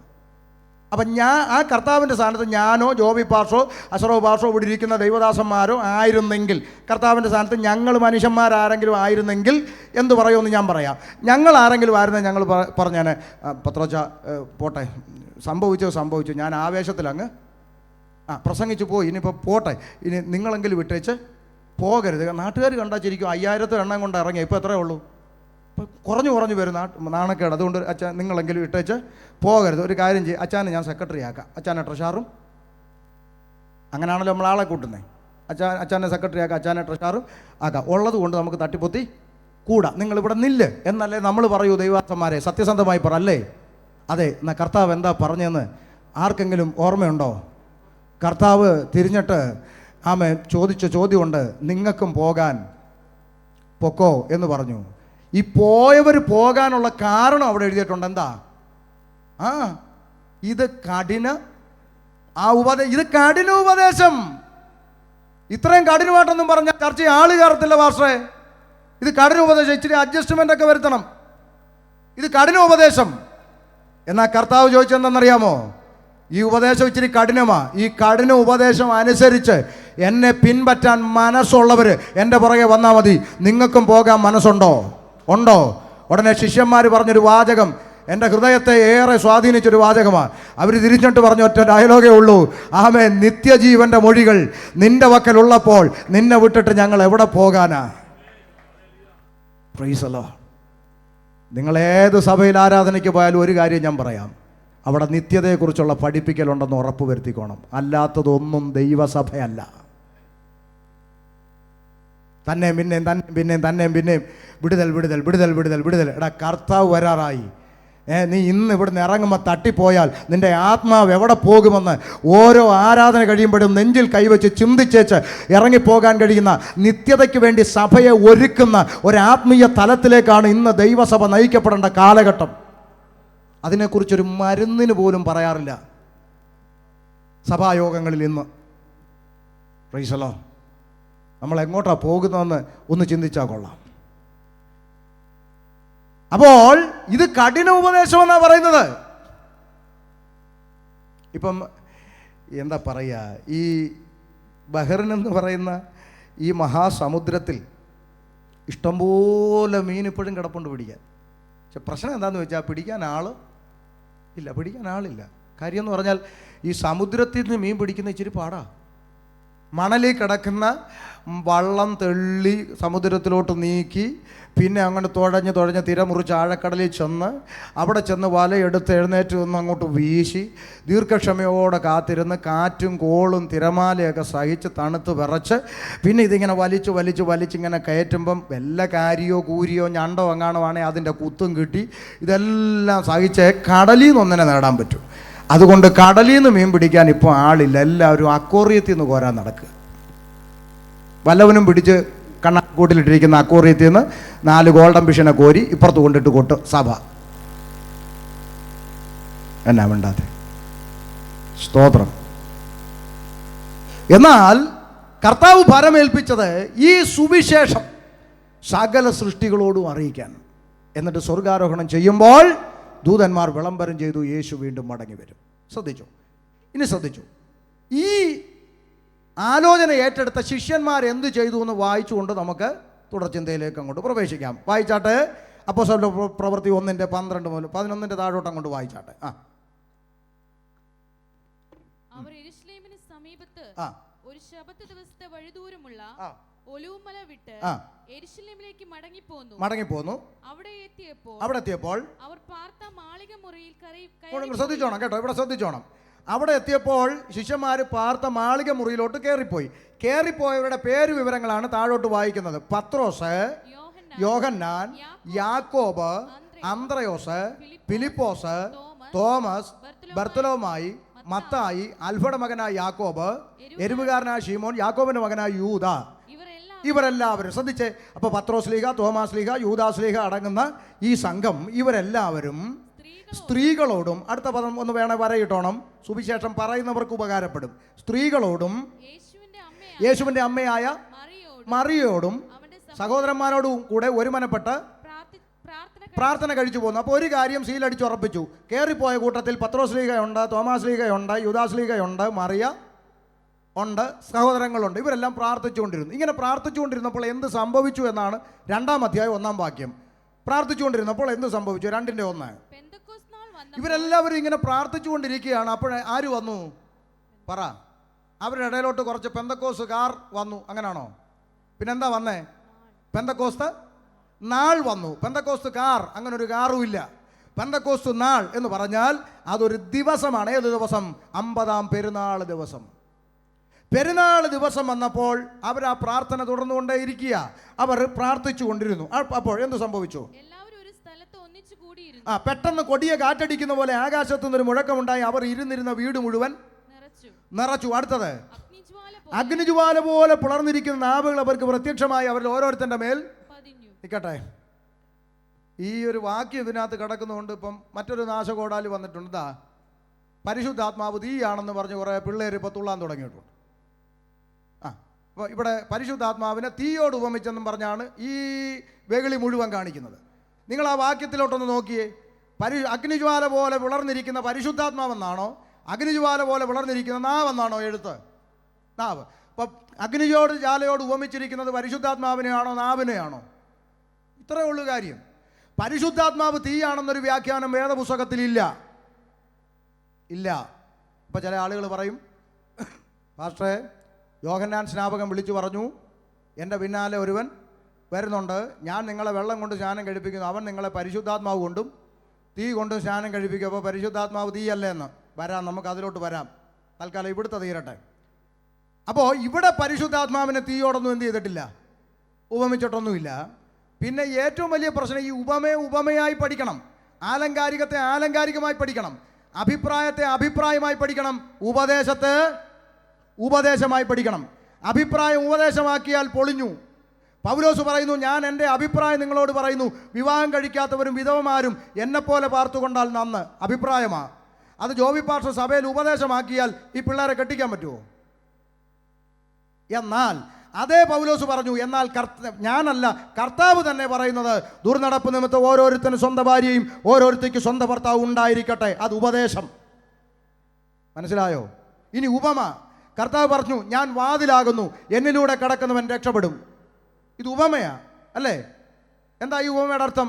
ഒരു വീട് പണി ഒരുത്തൻ നടത്തിയാൽ ആ വീടിൻ്റെ സകല ഡെക്കറേഷനും ജനലും സകലവിധമാകുന്ന ടൈലും മാർബിളും ഒക്കെ ഇട്ടെന്ന് പറഞ്ഞാലും അതിന് വാതിലിടാതെ വിലപിടിപ്പുള്ള ഒറ്റ സാധനം അവിടെ കൊണ്ടിടുവോ? ഇല്ല. അപ്പോൾ ഒരു വീടിൻ്റെ സുരക്ഷ എന്താ? വാതിൽ. കർത്താവാണ് എൻ്റെയും നിൻ്റെയും സുരക്ഷ. കർത്താവില്ലാത്ത ജീവിതം തുറന്നിട്ട വീട് പോലെ സുരക്ഷിതത്വമില്ല. അതാ അവിടുത്തെ മർമ്മം. അത് കേട്ടിട്ട് ഒരുത്തൻ തേക്ക് നടിയുടെ ഒരു കതക് മേടിച്ച് വീട്ടിൽ കൊണ്ടുവച്ച് മാലയിട്ടേച്ച് കർത്താവ് വാതിലാന്ന് പറഞ്ഞു. ഈ വാതിൽ യേശുവാന്ന് പറഞ്ഞാൽ എങ്ങനെ ഇരിക്കും? അല്ലേ? ഇതുപോലെയാണ് ഈ ഉപമയെടുത്ത് അക്ഷരീകമായി പാട്ടെഴുതുന്ന ആളുകൾ. തീ പോലെ ഇറങ്ങണമെന്ന് പറഞ്ഞപ്പോൾ തുള്ളുക. ഞാൻ എപ്പോഴും പ്രാർത്ഥിക്കും, കർത്താവെ ചില വാക്യങ്ങളൊന്നും ഇവന്മാർ കാണല്ലേ എന്ന്. എന്താണെന്നറിയാമോ? ഇസ്രായേലെ കോഴി തൻ്റെ കുഞ്ഞുങ്ങളെ ചിറകിൻ കീഴെ മറയ്ക്കുന്ന പോലെ പലവട്ടം നിന്നെ ചേർപ്പാൻ എനിക്ക് മനസ്സായിരുന്നു, നിനക്കോ മനസ്സായില്ല. അവിടെ പിതാവായ ദൈവത്തെ എന്തിനോടാണ് ഉപമിച്ചേക്കുന്നത്? അമ്മക്കോഴി. ഇതെങ്ങാനും ഇവന്മാർ കണ്ടാലോ, കോഴി പോലെ ഇറങ്ങണമേ ചുണ്ടും കൊണ്ടു കൊത്തേണമേ എന്നും പാടും. അപ്പോൾ നിങ്ങൾ തുള്ളും. ഇത് തമാശ പറയുന്ന കാര്യമല്ല ഇത്. ഇവിടെ സീനിയറായിട്ടുള്ള ദേവദാസന്മാർ ഇതിൻ്റെ ഇടയ്ക്കും ഇരിപ്പുണ്ട്. ചോദിക്കാം, ഒരു പാട്ടെഴുതുന്നതിന് ഈ പുസ്തകത്തിൽ പ്രമാണമില്ലയോ ദേവദാസന്മാരെ? ഉണ്ടോ? ഉണ്ട്. പഴയ നിയമത്തിലും പുതിയ നിയമത്തിലും ഉണ്ട്. നേരമില്ല, അതുകൊണ്ട് പഴയ നിയമത്തിൽ ആവർത്തന പുസ്തകം പഠിക്കുമ്പോൾ യഹോവയായ ദൈവം മോശയോട്, ഇന്ന് ഞാൻ നിന്നോട് കൽപ്പിക്കുന്ന എൻ്റെ കൽപ്പനകൾ നിന്റെ തലമുറയുടെ നാവിൽ ഒരു വായ്പാട്ടായിരിക്കണം പറഞ്ഞില്ലേ? എന്താണ് പാട്ട്? ദൈവത്തിൻ്റെ കൽപ്പന നിന്റെ തലമുറയ്ക്ക് എന്തായിരിക്കണം? ഒരു വായ്പാട്ടായിരിക്കണം. നേരെ പുതിയ നിയമത്തിലേക്ക് വന്നാൽ സങ്കീർത്തനങ്ങളാലും സ്തുതികളാലും ആത്മീയ ഗീതങ്ങളാലും എന്തോ ഉറക്കെ പറഞ്ഞു മാമേ, തമ്മിൽ ആ വാക്ക് ശ്രദ്ധിച്ചോ? തമ്മിൽ പഠിപ്പിച്ചുമെന്നാണ് എഴുതിയിരിക്കുന്നത്. അപ്പോൾ എന്താണ്? പഴയ നിയമത്തിൽ പറയുന്നത് ദൈവത്തിൻ്റെ കൽപ്പന പാട്ടായിരിക്കണം. പുതിയ നിയമത്തിൽ പറയുന്നത് അത് സ്തുതിഗീതമായി പാടുമ്പോൾ തമ്മിൽ പഠിപ്പിക്കുന്നതായിരിക്കണം. അങ്ങനെയെങ്കിൽ ഇവിടെ ഇരിക്കുന്ന കുഞ്ഞിനോട് നാളെ പറയുക, നാളെ സഭായോഗത്തിന് നീ 84 സങ്കീർത്തനം കാണാതെ പഠിച്ചുകൊണ്ട് വരണം. കുഞ്ഞു കടന്ന് വെപ്രാളപ്പോഴും അയ്യോ എനിക്ക് കാണാതെ പഠിക്കാൻ അറിയത്തില്ല.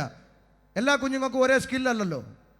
അപ്പോൾ നമ്മൾ ഉടനെ എന്ത് ചെയ്തു? ആ കുഞ്ഞിനൊരു പാട്ടങ്ങ് പഠിപ്പിച്ചു. ഹാ മനോഹരം യാഹേ നിന്റെ ആലയം എന്തൊരാനന്ദം തവ പ്രാകാരങ്ങളിൽ. കുഞ്ഞത് പാടി. അതേത് സങ്കീർത്തനമാ?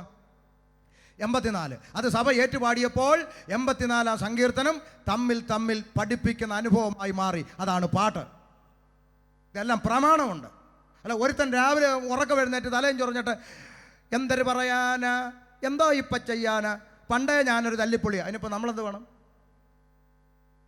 ഉറക്കപ്പായിന്ന് എന്തെങ്കിലും വിവരമൊക്കെ എഴുതി വെച്ചേച്ച് ഇവിടെ കിടന്നിട്ട് അടിച്ച്. മനസ്സിലായോ? ഇതൊക്കെ കൊണ്ടായി എന്നെ പലർക്കും ഇഷ്ടമല്ലാത്തത്. സ്തോത്രം. ഈ മക്കളെ മനസ്സിലാക്കുക. പോട്ടെ, ഇവിടെ എന്തായാലും പരിശുദ്ധാത്മാവിനെ തീയോട് ഉപമിച്ചിട്ടില്ല. ഇനി യോഹന്നാൻ പറഞ്ഞതിലുള്ള ഒരു കൺഫ്യൂഷൻ അങ്ങ് തീർത്തു പോകാം. എൻ്റെ പിന്നാലെ വരുന്നവൻ പരിശുദ്ധാത്മാവ് കൊണ്ടും തീ കൊണ്ടും സ്നാനം കഴിപ്പിക്കുമെന്ന് പറഞ്ഞു. നമ്മുടെ ഒരു പ്രശ്നം എന്താണെന്നറിയാമോ? നമ്മൾ ഈ വായിക്കുന്ന വേദഭാഗത്തിൻ്റെ മുമ്പും വായിക്കുകയില്ല, പിമ്പും വായിക്കുകയില്ല, നടുക്ക് വരയിട്ട് വെക്കുന്ന ടീമാണ്. താഴോട്ട് വായിക്കുമ്പോൾ അതേ യോഹന്നാൻ പറയുന്നു, വീശുമുറം ആ വരുന്നവൻ്റെ കയ്യിലുണ്ട്, അവൻ വീശും, അവൻ കളത്തെ മുറ്റും വെടിപ്പാക്കി നല്ലത് വേർതിരിക്കും, ആകാത്തത് അവൻ തീയിലിട്ട് ചുട്ടുകളയും. അർത്ഥാൽ എൻ്റെ പിന്നാലെ ഒരുവൻ വരുന്നുണ്ട്, അവൻ വിശ്വസിക്കുന്നവനെ പരിശുദ്ധാത്മാവിനാലും വിശ്വസിക്കാത്തവനെ തീയിലിട്ട് കളയാനും അവൻ അധികാരമുള്ളവനാണ്. എന്ന് പറഞ്ഞാൽ ഈ വരുന്ന യേശുവാണ് ന്യായം വിധിക്കാൻ അധികാരമുള്ളവൻ. ന്യായം വിധിക്കാനുള്ള യേശുവിൻ്റെ അധികാരത്തെയാണ് യോഹന്നാൻ അവിടെ പ്രഖ്യാപിക്കുന്നത്. ഇനി ഏറ്റവും ഗൗരവമുള്ളൊരു ചിന്ത പറയാം. യോഹന്നാൻ ഇത് പ്രഖ്യാപിക്കുന്നത് ആരോടാണ്? സഭയോടാണോ? അല്ല. ഒന്ന് യഹൂദന്മാർ, യഹൂദരല്ലാത്ത സകലരെയും ബൈബിൾ വിളിച്ചിരിക്കുന്നു ജാതികൾ. അങ്ങനാണെങ്കിൽ ക്രിസ്തു മരിച്ചിട്ടില്ല, അടക്കപ്പെട്ടിട്ടില്ല, ഉയർത്തെഴുന്നേറ്റിട്ടില്ല, വിശ്വാസത്താലുള്ള രക്ഷ ആരംഭിച്ചിട്ടില്ല, സഭ ഉരുവായിട്ടില്ല. അന്ന് യോഹന്നാൻ അഡ്രസ്സ് ചെയ്ത നിങ്ങൾ ആരാണ്? സഭയല്ല. എന്നാൽ യേശുക്രിസ്തു മരിച്ചടക്കപ്പെട്ട് ഉയർത്തെഴുന്നേറ്റതിന് ശേഷം യോഹന്നാൻ പറഞ്ഞ ഇതേ രംഗം കർത്താവായ യേശു ക്രിസ്തു എടുത്തു പറഞ്ഞു. അപ്പോസ്തലപ്രവൃത്തി 1:4. ഒന്ന് വായിച്ചേ. 1:4. അപ്പോസ്തലപ്രവൃത്തി 1:4. ആ, അവൻ അവരുമായി കൂടിയിരിക്കുമ്പോൾ അവരോട് നിങ്ങൾ യെരൂശലേമിൽ നിന്ന് വാങ്ങിപ്പോകാതെ എന്നോട് കേട്ട പിതാവിന്റെ വാഗ്ദത്തത്തിനായി കാത്തിരിക്കണം. അടുത്ത വാക്ക് കണ്ണു തുറന്ന് കണ്ടോ, വായിക്കേ. യോഹന്നാൻ, ആ രംഗമാ പറയുന്നത്. യോഹന്നാൻ വെള്ളം കൊണ്ട് സ്നാനം കഴിപ്പിച്ചു. നിങ്ങൾക്കോ ഇനി ഏറെ നാൾ കഴിയും മുമ്പ് പരിശുദ്ധാത്മാവ് കൊണ്ട് സ്നാനം ലഭിക്കും. അപ്പൊ യേശു അവിടെ എന്ത് കട്ട് ചെയ്തു? പറ. തീ കട്ട് ചെയ്തു. കാരണം ഇവിടെ യേശു അഡ്രസ് ചെയ്യുന്ന നിങ്ങൾ ആരാ? സഭയാ, ശിഷ്യന്മാരാ. സഭ തീക്കായി വിളിക്കപ്പെട്ടതല്ല, സഭ പരിശുദ്ധാത്മാവിനായി വിളിക്കപ്പെട്ടതാണ്. നാം തീക്കായി വിളിക്കപ്പെട്ടവരല്ല. ഇനി ഇത് പറഞ്ഞു കൊടുത്താലും ചിലത് ഒറ്റക്കാൽ, ഷമീർ പാസ്റ്റർ നിങ്ങൾ എന്താ പറഞ്ഞാലും ശരി, പരിശുദ്ധാത്മാവ് തീയാ തീയാ തീയാ. ആയിക്കോട്ടെ സഹോദര, താങ്കൾ ഈ തീയുടെ പുറകെ പൊക്കോ. ഒടുവിൽ ചെന്ന് വീഴുന്ന സ്ഥലത്തും ഹോൾസെയിൽ തീയാ, മറക്കണ്ട. അപ്പോഴും ഈ തളപ്പൊക്കെ ഉണ്ടാവണം. കണ്ടോ, ആത്മാവ് ഞങ്ങളുടെ കൂടെ വന്നു. കണ്ടോ, ആയിക്കോട്ടെ ആയിക്കോട്ടെ. അപ്പൊ ഈ തീ തീ തീ തീ തീ തീ തീ ഈ പിമ്പിരി കയറ്റുന്ന പരിപാടി എന്ന് വെച്ചാൽ ഇവനൊന്നും പ്രസംഗിക്കാൻ വചനമില്ല.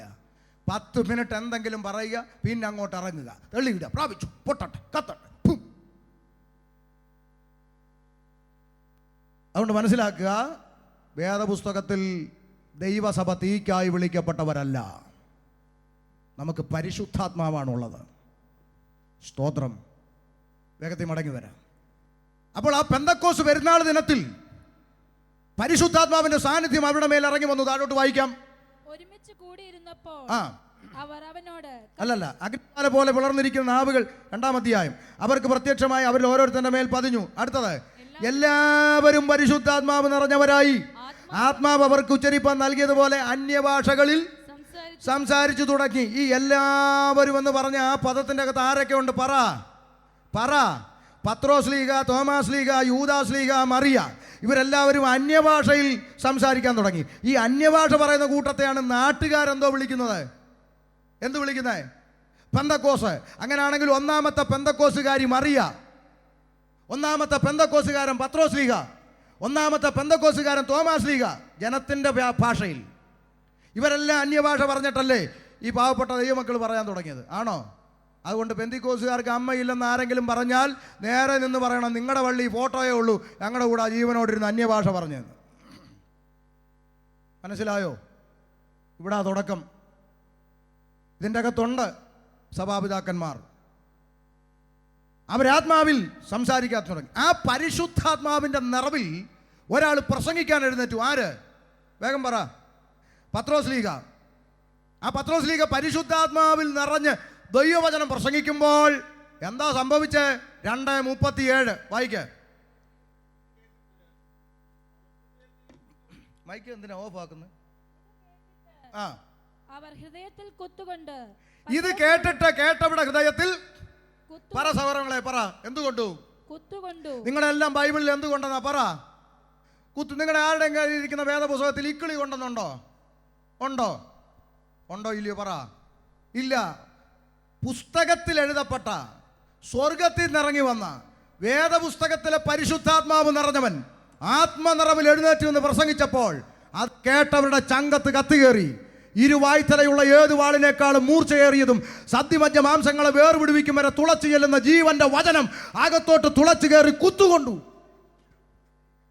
അപ്പോൾ ഒരു കാര്യം ഇന്ന് രാത്രി പരസ്യമായി മീഡിയയുടെ മുമ്പിൽ പരസ്യമായി തെളിയിക്കുക. പുസ്തകത്തിൽ പറയുന്ന ആത്മാവ് നിറഞ്ഞവൻ ആത്മനിറവിൽ പ്രസംഗിച്ചാൽ കേട്ടവൻ ഇക്കിളിയല്ല, ചങ്കത്ത് കുത്തുകൊള്ളും. പക്ഷെ ഇന്ന് നമുക്ക് കുത്തുകൊള്ളുന്ന പ്രസംഗം വേണ്ട. അത് നമുക്ക് വേണ്ട. ഇപ്പം നാട്ടിൽ കൺവെൻഷനൊക്കെ കഴിഞ്ഞ് സഹോദരിമാർ രാത്രി യോഗം കഴിഞ്ഞ് കാറിലോട്ടൊക്കെ കയറി പോകുമ്പം 5 മിസ് കോള് എടുത്ത് തിരിച്ച് വിളിക്കുക. അടി ആ യോഗത്തിലായിരുന്നു, അതാ എടുക്കാഞ്ഞ്. എങ്ങനെ ഉണ്ടായിരുന്നടി കൺവെൻഷൻ? എന്ന് പറഞ്ഞതായിരുന്നടി. ശരി. ഇപ്പം ഇതാ സീൻ. നമ്മുടെ യോഗങ്ങളുടെ സീൻ ഇപ്പം ഇതാ. പിന്നെ ആരും മിണ്ടാതെ. ഇപ്പം പാസ്റ്റർമാർക്കും അത് മതിയല്ലോ. ആൾ കൂടും, ചിരിക്കാൻ പറ്റും. പണ്ടൊക്കെ ആണെങ്കിൽ കലാഭവൻ്റെ മിമിക്രിയൊക്കെ അമ്പലത്തിൽ പോയായിരുന്നു. പണ്ട് ആരം പെന്തിക്കോസി വന്നു പോയി. അത് പറ്റാത്തത് കൊണ്ട് ആ സങ്കടം ഇപ്പം ഇങ്ങനെ അങ്ങ് പ്രീസലോ. അതുകൊണ്ട് മനസ്സിലാക്കണം ദൈവമക്കളെ, പരിശുദ്ധാത്മാവ് ഏതാണെന്ന് തിരിച്ചറിയണമെങ്കിൽ ഇപ്പോൾ ഇവിടെ ഈ വചനം പ്രസംഗിക്കുമ്പോഴും നിങ്ങളുടെ ചങ്കത്ത് കത്തി കയറുന്നുണ്ട് എങ്കിൽ പരിശുദ്ധാത്മാവ് നിങ്ങളോട് സംസാരിക്കുന്നു എന്ന് തിരിച്ചറിഞ്ഞ് അത് ഏറ്റെടുത്ത് നിത്യജീവൻ പ്രാപിക്കണം. മനസ്സിലായോ? കുത്തുകൊണ്ടവരെന്ത് ചെയ്തു? കമ്മിറ്റി കൂടി ഉപദേശിയുടെ കൊങ്ങായ്ക്ക് പിടിച്ചെന്നാണോ? വായിക്ക്. ഇത് കേട്ടിട്ട് അവർ ഹൃദയത്തിൽ കുത്തുകൊണ്ടു പത്രോസിനോടും ശേഷം അപ്പോസ്തലന്മാരോടും. കണ്ടോ? അവര് കുത്തുകൊണ്ടവരെല്ലാം കൂടെ ഉപദേശിയുടെ കൊങ്ങായ്ക്ക് പിടിച്ചോ? പറ. ഇല്ല. ഇന്ന് ദൈവസഭകളിൽ ദൈവദാസന്മാർക്ക് ഉപദേശം പറയാൻ പറ്റുന്നില്ല. ഞാൻ പല രാജ്യങ്ങളിലും കടന്നു ചെന്ന് ഇതുപോലെ പ്രസംഗിച്ചിട്ട് ഇറങ്ങുമ്പോൾ സഭാപാർഷന്മാർ എന്നോട് പറയുക, ഷമീർ പാർഷേ, ഞങ്ങളെ കൊണ്ടോ പറ്റുന്നില്ല, കൊടുക്ക്. എനിക്ക് തിരിച്ചവരോട് ചോദിക്കാനുള്ള ചോദ്യം, നിങ്ങൾക്ക് എന്തുകൊണ്ട് പറ്റുന്നില്ല? നിങ്ങൾക്ക് എന്തുകൊണ്ട് പറ്റുന്നില്ല? നിങ്ങൾ അധ്വാനിച്ച് ജീവിക്കല്ലേ? നിങ്ങൾ സ്വോത്രകാഴ്ചയെ പഠിച്ചല്ലോ ജീവിക്കുന്നത്. ഈ രാജ്യത്ത് നിങ്ങൾ ജോലി ചെയ്ത് അധ്വാനിച്ച് ജീവിക്കുന്ന നിങ്ങൾക്ക് എന്തുകൊണ്ട് ഉപദേശം പറയാൻ പറ്റുന്നില്ല? സഭയിൽ പാസ്റ്റർ ഏത് ഉടുപ്പിടണമെന്ന് പോലും തീരുമാനിക്കുന്ന കമ്മിറ്റിയാണ്. ഈ ഗുണപ്പെടാത്തവനെയൊക്കെ പിടിച്ച് കമ്മിറ്റി എന്നും പറഞ്ഞിരുത്തിയിട്ട് ദൈവസഭ ഭരിക്കുന്നത് കമ്മിറ്റിയല്ല. വേദപുസ്തകത്തിൽ ഞാൻ പഠിച്ച സഭ ശുശ്രൂഷകന് കീഴടങ്ങിയിരിക്കുന്ന സഭയാ, അല്ലേ? ഈ പുസ്തകത്തിൽ എഴുതിയിരിക്കുന്ന നന്നായി ഭരിക്കുന്ന മൂപ്പന്മാരെന്നല്ലേ? അല്ലേ? ആണോ? അപ്പോൾ സഭ മൂപ്പൻ നന്നായി ഭരിക്കുന്നവരായിരിക്കണം. അടുത്തത്, നിങ്ങളെ നടത്തുന്നവരെ അനുസരിച്ച് കീഴടങ്ങിയിരിപ്പിൻ എന്നല്ലേ? അപ്പം മൂപ്പൻ ആരായിരിക്കണം? ഭരിക്കുന്നവനായിരിക്കണം. സഭ ശുശ്രൂഷകന് കീഴ. അതിനാ ഞാൻ പലപ്പോഴും പ്രസംഗിക്കും പറയും, അതിനൊക്കെ TPM-നെ കണ്ടുപിടിക്കണമെന്ന്. ഇല്ലേ? ഡോക്ടറാട്ടെ, എഞ്ചിനീയർ ആട്ടെ, ജഡ്ജി ആട്ടെ, വക്കീലാട്ടെ, ആരോ ആട്ടെ, ദൈവസഭയിൽ ചെന്നാൽ ശുശ്രൂഷകന് ഐ എം ഡോക്ടർ. ഡോക്ടറാണ് വല്ല ക്ലിനിക്കിലും പോയിട്ടോ, മര്യാദയ്ക്ക് അവിടെ ഇരിക്കാൻ പറയും. മനസ്സിലായോ? അവരുടെ കൺവെൻഷൻ കഴിഞ്ഞ് ഇറങ്ങി പോകുമ്പോൾ ചുമ്മാ അതിൻ്റെ അടുത്തൂടെ ചെന്ന് നോക്കിയാൽ മേശ തുടയ്ക്കുന്ന എഞ്ചിനീയറെയും ഇലയെടുക്കുന്ന ഡോക്ടറെയും കാണാം. കാരണം സഭയുടെ ടോയ്ലറ്റ് കഴുകിയാൽ അത് ശുശ്രൂഷയാണ്, അത് ദൈവത്തിൻ്റെ വേലയാണെന്ന് കാണാൻ കാഴ്ചപ്പാടുള്ളവർ. നമ്മുടെയൊക്കെ ചർച്ചിൽ ടോയ്ലറ്റ് കഴുകാനും കഞ്ഞി വെക്കാനും പല്ലു ഉന്തി കണ്ണും തള്ളി ഇരിക്കുന്ന 4 എണ്ണത്തെ വെച്ചിട്ടുണ്ട്. ഇവരുടെ ജോലിയാണ് അത്. മറ്റവരൊക്കെ VIP-കൾ. ഇവരാ വെപ്പും വിളമ്പ് തുടപ്പും എല്ലാം ഇവർക്ക്. കാരണം ഇവർ നിറം ഇച്ചിരി കുറവ്, പിന്നെ കണ്ണിങ്ങനെ ഇരിക്കുന്നു, പല്ലുന്തി ഇരിക്കുന്നു, വലിയ ശമ്പളവും. ഇയാൾ ഇനി 1 മാസം ഇവിടെ നിന്നിട്ട് ഇവിടെ ഏത് ചർച്ചയാർ വിളിക്കാനാണ്? പിന്നെ നാട്ടിൽ എനിക്ക് വേണ്ടി കവലകൾ തുറന്ന് കിടക്കുക. ഞാൻ ഇവിടെ വന്ന് കിടന്നോളാന്നും പറഞ്ഞൊന്നും അല്ല വന്നേ, പോവും. സ്തോത്രം. പക്ഷേ 2 ദിവസം ഞാൻ പ്രസംഗിക്കുന്ന വചന ശുശ്രൂഷ മുമ്പിൽ നിങ്ങൾ ഇരുന്നിട്ടുണ്ടെങ്കിൽ നിങ്ങളിൽ ഒരാൾ പോലും നിത്യതയിൽ നഷ്ടപ്പെടത്തില്ല. എനിക്കത് മതി. അതിൽ വലിയ സന്തോഷവും വേറെയില്ല. അതുകൊണ്ട് മനസ്സിലാക്കിക്കോണം, വചനം കേട്ടപ്പോൾ അത് ഏറ്റെടുത്ത് ഹൃദയത്തിൽ കുത്തുകൊണ്ടു. സഹോദരന്മാരെ, ഞങ്ങൾ എന്ത് ചെയ്യണം? വായിച്ചോ, വേഗം വായിച്ചോ. പുരുഷന്മാരെ ഞങ്ങൾ എന്ത് ചെയ്യണം? അടുത്ത വാക്ക്. പോപ്പ് അവരോട്. പോപ്പ്, ഹലോ, ഒന്നാമത്തെ പോപ്പ് എന്നൊക്കെ നാട്ടുകാർ പറയുന്ന പത്രോസ് ലീഗ അവരോട് പറയുന്ന മറുപടി കേട്ടോ, കാതു പറഞ്ഞു കേട്ടോ. പെന്തിക്കോസുകാർ പറയുന്നൊന്നും കേൾക്കണ്ട. പോപ്പ് അവരോട്, നിങ്ങൾ മാനസാന്തരപ്പെടണം. പിന്നെ നിങ്ങളുടെ പാപങ്ങളുടെ മോചനത്തിനായി ഓരോരുത്തരും യേശുക്രിസ്തുവിന്റെ നാമത്തിൽ സ്നാനമേൽപ്പീൻ. കണ്ടോ? നിക്ക്. നിങ്ങൾക്ക് പാപമോചനം വേണമെങ്കിൽ എന്ത് ചെയ്യണമെന്നാ പോപ്പ് പറഞ്ഞേ? മാനസാന്തരപ്പെട്ട് സ്നാനപ്പെടാൻ. ഇല്ലേ? ഇങ്ങേരായി അടങ്ങാറുണ്ടാക്കിയത്. സത്യത്തിൽ ഇങ്ങേര് പറയേണ്ടത്, നിങ്ങൾക്ക് ഓരോരുത്തർക്കും പാപമോചനം വേണമെങ്കിൽ നിങ്ങൾ ഓരോരുത്തരും ഞങ്ങളുടെ അടുക്കൽ വന്ന് കുംഭസരിപ്പിനെന്ന് ഒരെഴുത്തിനകത്ത് എഴുതിയിരുന്നെങ്കിൽ കാലങ്ങളായി നമ്മളും അത് തന്നെയല്ലേ പറയത്തുള്ളായിരുന്നു, അല്ലേ? ഇങ്ങേരായി മെനക്കാടുണ്ടാക്കി. ഇപ്പം എന്തായാലും പുസ്തകത്തിൽ പറയാതെ നമുക്ക് പറയാൻ പറ്റുമോ? ഇന്നലെ രാത്രി ഞാനിവിടെ പറഞ്ഞു, ഒരു പള്ളിയിലച്ചൻ പറഞ്ഞു, തള്ളേണ്ടതെല്ലാം തള്ളി കൊള്ളേണ്ടത് മാത്രമേ ഇതിനകത്ത് ഇപ്പോൾ ഉള്ളൂ. അങ്ങനെയെങ്കിൽ ഈ പുസ്തകത്തിൽ ഒന്നാമത്തെ പോപ്പ് പറഞ്ഞത്, നിനക്ക് പാപമോചനം വേണോ? ഒരു നാണയത്തൊട്ട് കൊടുക്കേണ്ട, 1 കിലോമീറ്റർ നടക്കേണ്ട, ഒരു മെഴുതിരി കത്തിക്കേണ്ട, പൂജയും വഴിപാടും കുർബാനയും കുംഭസാരവും ഒന്നും വേണ്ട. മാനസാന്തരപ്പെട്ട് സ്നാനപ്പെട്. മാനസാന്തരപ്പെട്ട് സ്നാനമേൽപ്പിൻ. അപ്പം ചിലർ പറയും, പക്ഷേ ഞങ്ങൾ സ്നാനമൊക്കെ പെട്ടതാ എന്നാ പണ്ട് കുഞ്ഞാവയായിരിക്കും. അപ്പോൾ മാനസാന്തരോ? അത് പിന്നെ വളരുമ്പം മതിയെന്നാണ് പറഞ്ഞേ. നമ്മളെല്ലാം ഇന്ന് കുളിച്ചിട്ട് എന്ത് ചെയ്തു? എല്ലാവരും തല തോർത്തി. നാളെ തൊട്ടൊരു ചേഞ്ച്. ആദ്യം തല തോർത്തിയിട്ട് പിന്നെ അല്ലേ എഴുതിയേക്കുന്നത്. ഇപ്പം അങ്ങനെ ആണെങ്കിലും തിരിച്ചായാൽ കുഴപ്പമുണ്ടോയെന്നാണ് ചോദിക്കുന്നത്. ഒരു കാര്യം ശ്രദ്ധിക്കണം. നമ്മുടെ നിത്യജീവിതത്തിൽ ചെയ്തുകൊണ്ടിരിക്കുന്ന ഒരു കാര്യം തല തിരിച്ച് ചെയ്താൽ പ്രശ്നമാണെങ്കിൽ, ആകാശം മാറിയാലും ഭൂമി ഒഴിഞ്ഞു പോയാലും മാറ്റം വരാത്ത ദൈവവചനം തല തിരിക്കരുത്. മാനസാന്തരപ്പെട്ട് സ്നാനപ്പെടണമെന്ന് ഒരിടത്ത്, വിശ്വസിക്കുകയും സ്നാനമേൽക്കുകയും ചെയ്തവൻ രക്ഷ പ്രാപിക്കുന്നു ഒരിടത്ത്. അങ്ങനെങ്കിൽ ഇവിടെ രണ്ട് സ്ഥലത്തും നടക്കേണ്ടത് ആദ്യം മാനസാന്തരം, വിശ്വാസം. ഇത് രണ്ടും ഒരു കുഞ്ഞിൽ സംഭവിക്കില്ല. മാനസാന്തരം എന്ന പേപ്പർ എഴുതി കാണിച്ചാൽ പോലും മനസ്സിലാകാത്ത കൊച്ചിനെ എടുത്ത് വെച്ച് ഇന്നേക്ക് 2000 വർഷം മുമ്പ് കർത്താവായ യേശു ക്രിസ്തു നിന്റെ പാപത്തിന് വേണ്ടി വന്നെന്ന്, മരിച്ചു അടക്കപ്പെടുന്നു, ഉയർത്തുന്നു, നിന്നെ ചേർക്കാൻ വീണ്ടും വരുമെന്നും കുഞ്ഞേ നീ വിശ്വസിക്കുന്നുവോ? കുഞ്ഞ് അല്ലേ? ആണോ?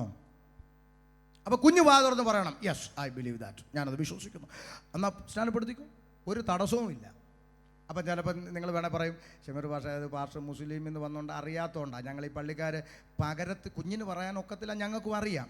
പകരത്തിന് പറയാൻ ഒരാളെ ഞങ്ങൾ നിർത്തിയിട്ടുണ്ട്. നിങ്ങൾ ഈ പള്ളിയിൽ നിശ്ചയത്തിന് പോയിട്ടുണ്ടോ? എൻഗേജ്മെൻറ്റിന് ഉണ്ടോ? ഇല്ലേ? പോയിട്ടോ ഇല്ല? പോണം.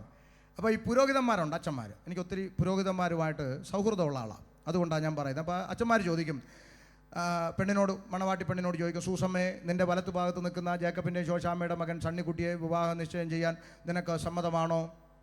ചോദിക്കാറില്ലേ? അപ്പം ഈ പെണ്ണിൻ്റെ അപ്പൻ, സ്വന്തം അപ്പൻ, ജനിപ്പിച്ചപ്പൻ പുറകെ നിന്നുകൊണ്ട് പറയുക, സമ്മതമാണ്.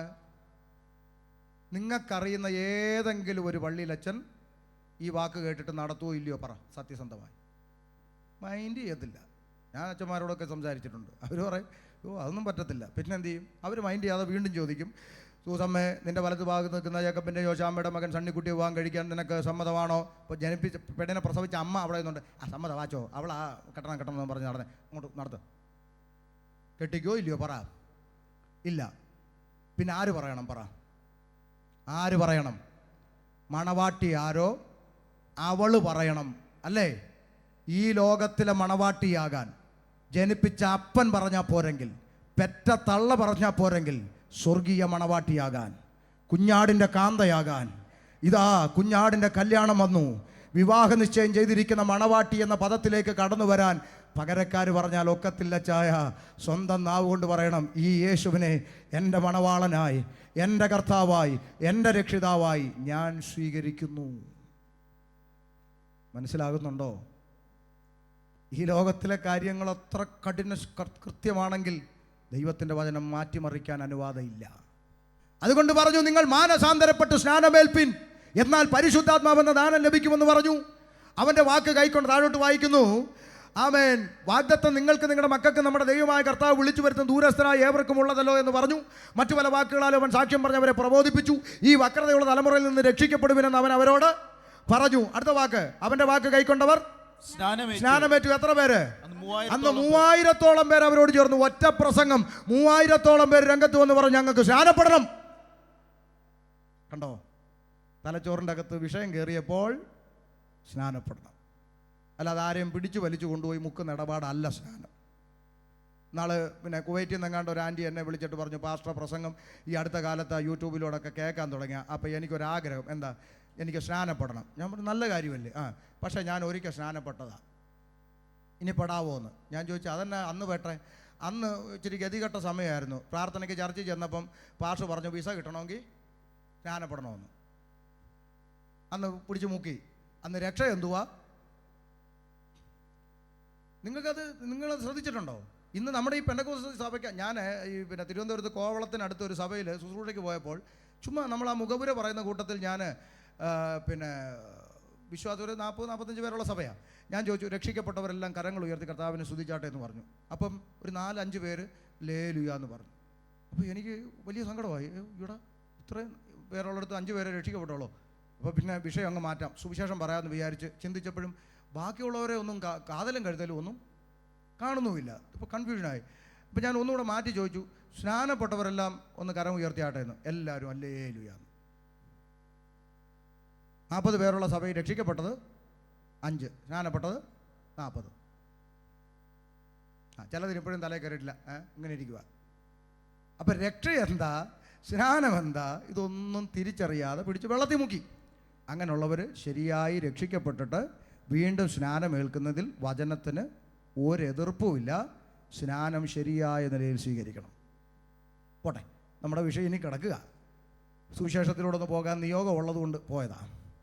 അപ്പോൾ അവൻ്റെ വാക്ക് കൈക്കൊണ്ടവർ സ്നാനമേറ്റു വന്ന് 3000-ഓളം പേർ അവരോട് ചേർന്നു. അവർ അപ്പോസ്തലന്മാരുടെ ഉപദേശം കേട്ടു, കൂട്ടായ്മ ആചരിച്ചു, അപ്പം നുറുക്കി പ്രാർത്ഥന കഴിച്ചു. ആ കൂട്ടത്തെ നോക്കി സ്വർഗത്തിലെ ദൈവം ഒരു പദം അവിടെ എഴുതി വെച്ചു. 47-ാം വാക്യം, കർത്താവ് രക്ഷിക്കപ്പെടുന്നവരെ ദിനം പ്രതി സഭയോട് ചേർത്തുകൊണ്ടിരുന്നു. ആ കൂട്ടത്തെ നോക്കി സ്വർഗം വിളിച്ച പേരാണ് സഭ.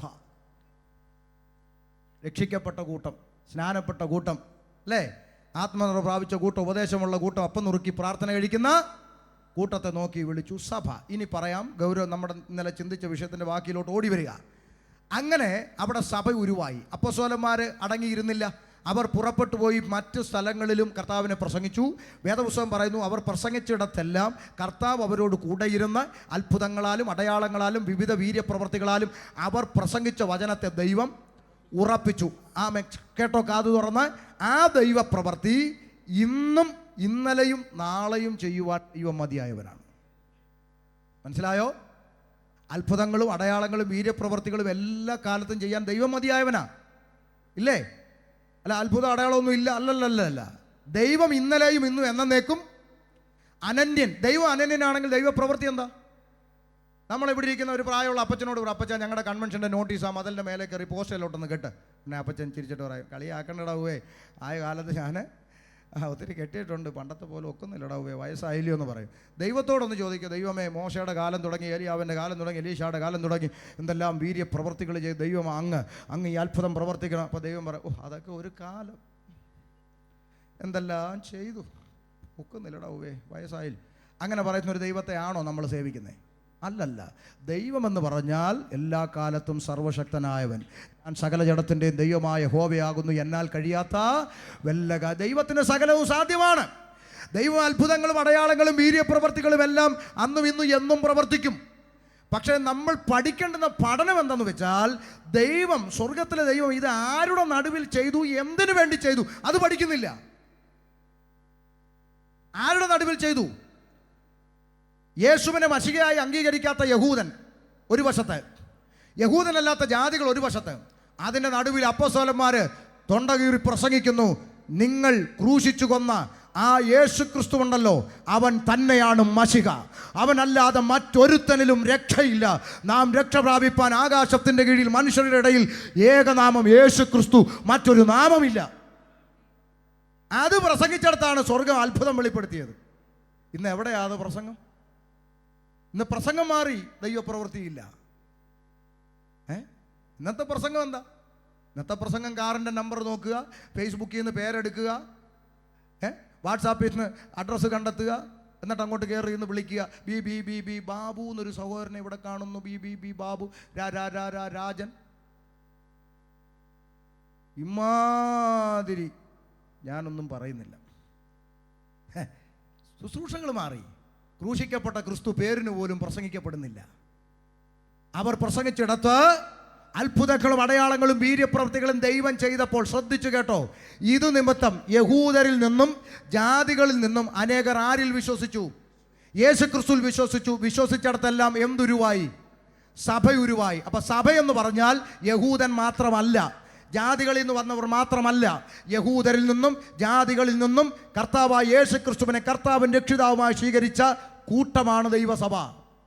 അതുകൊണ്ടാണ് പഴയ നിയമത്തിൽ യഹൂദന് മാത്രമായി നൽകപ്പെട്ട പല പ്രമാണങ്ങളും പുതിയ നിയമസഭയോടുള്ള ബന്ധത്തിൽ വേണ്ട എന്ന് അപ്പോസ്തലന്മാർ തീരുമാനിച്ചത്. അറിയാവോ? പഴയ നിയമത്തിൽ യഹൂദൻ 8-ാം നാളിൽ എന്ത് ചെയ്യണം? പരിച്ഛേദനയാക്കണം. പുതിയ നിയമസഭയിൽ യഹൂദൻ മാത്രമല്ല, ജാതികളിൽ നിന്ന് വന്നവരും കൂടെ ഉണ്ട്. അതുകൊണ്ട് അവരുടെ മേൽ അമിതഭാരം ചുമത്തരുത്, ഹൃദയപരിച്ഛേദന മതിയെന്ന് പറഞ്ഞു. ഇല്ലേ? യഹൂദൻ ശബ്ബത്ത് ആചരിക്കണം. പുതിയ നിയമസഭയിൽ പറഞ്ഞു, കൊലോസ്യർ 2:16, അതുകൊണ്ട് പെരുന്നാൾ, വാവ്, ശബ്ബത്ത് എന്നീ കാര്യത്തിൽ ആരും നിങ്ങളെ വിധിക്കരുത്, അത് നിഴലായിരുന്നു. അപ്പോൾ സഭ, ഞങ്ങൾ പണ്ട് പിന്നെ മുളമൂട്ടിൽ ഇതാണ്, അല്ലെങ്കിൽ ഞങ്ങൾ നിങ്ങൾ മുളമൂട്ടിലെ ആയാലും കല്ലുമൂട്ടിലെ ആയാലും മതിലെ കുരുത്തായാലും വേദപുസ്തക പ്രകാരം യഹൂദനല്ലാത്ത സകല ദ്വാര ജാതിയ അല്ലെ ഷമീറിനെ കാണുമ്പോൾ ഓ ജാതി ആ ജാതി എന്നൊക്കെ വന്നല്ലോ, ഞങ്ങൾ പിന്നെ ജനിച്ചതേ ചുമ്മാതാ, ഒന്നുമില്ല, എല്ലാം ജാതിയിൽ നിന്ന് വന്നതാ. സ്തോത്രം. അപ്പോൾ അവിടെ സഭയുണ്ടായി. ശ്രദ്ധിച്ചു കേട്ടോണം. ഈ അത്ഭുതങ്ങളും അടയാളങ്ങളും വീര്യപ്രവർത്തികളും നിമിത്തം അവർ കർത്താവിൽ വിശ്വസിച്ചല്ലോ. ആ ദൈവപ്രവൃത്തിയാണ് ഇന്നും നടക്കുമെന്ന് ഷമീർ ഭാഷ പറയുന്നത് കൃത്യമായിട്ട് മനസ്സിലാക്കിക്കോണം. ആ ദൈവപ്രവൃത്തി ഇന്നും നടക്കും. എവിടെ? കർത്താവിനെ അറിയാതെ കിടക്കുന്ന ജനത്തിൻ്റെ മുമ്പിൽ ഒരു സൗഖ്യം വെളിപ്പെടും. ചിലപ്പോൾ അവർ ഈ യേശുവിനെ അറിയാൻ ഒരത്ഭുതം അവരുടെ ജീവിതത്തിൽ വെളിപ്പെടും. അത് ഇന്നും ദൈവം ചെയ്യുന്നുണ്ടെന്ന് അത് നിങ്ങൾ വടക്കേന്ത്യയിൽ വേല ചെയ്യുന്ന അഭിഷിക്തന്മാരോട് ചോദിക്കണം.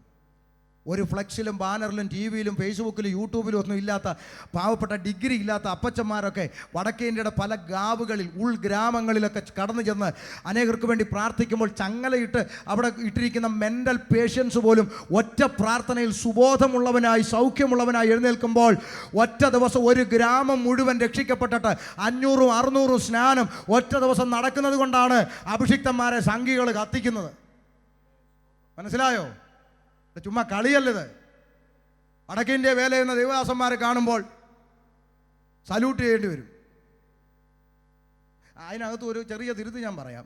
ഈ വടക്കേന്ത്യ എന്നാന്നും പറഞ്ഞ ചില പിരിവിന് വരും. ഒരു കാര്യം ശ്രദ്ധിച്ചോണം, 2 കൂട്ടരുണ്ട്.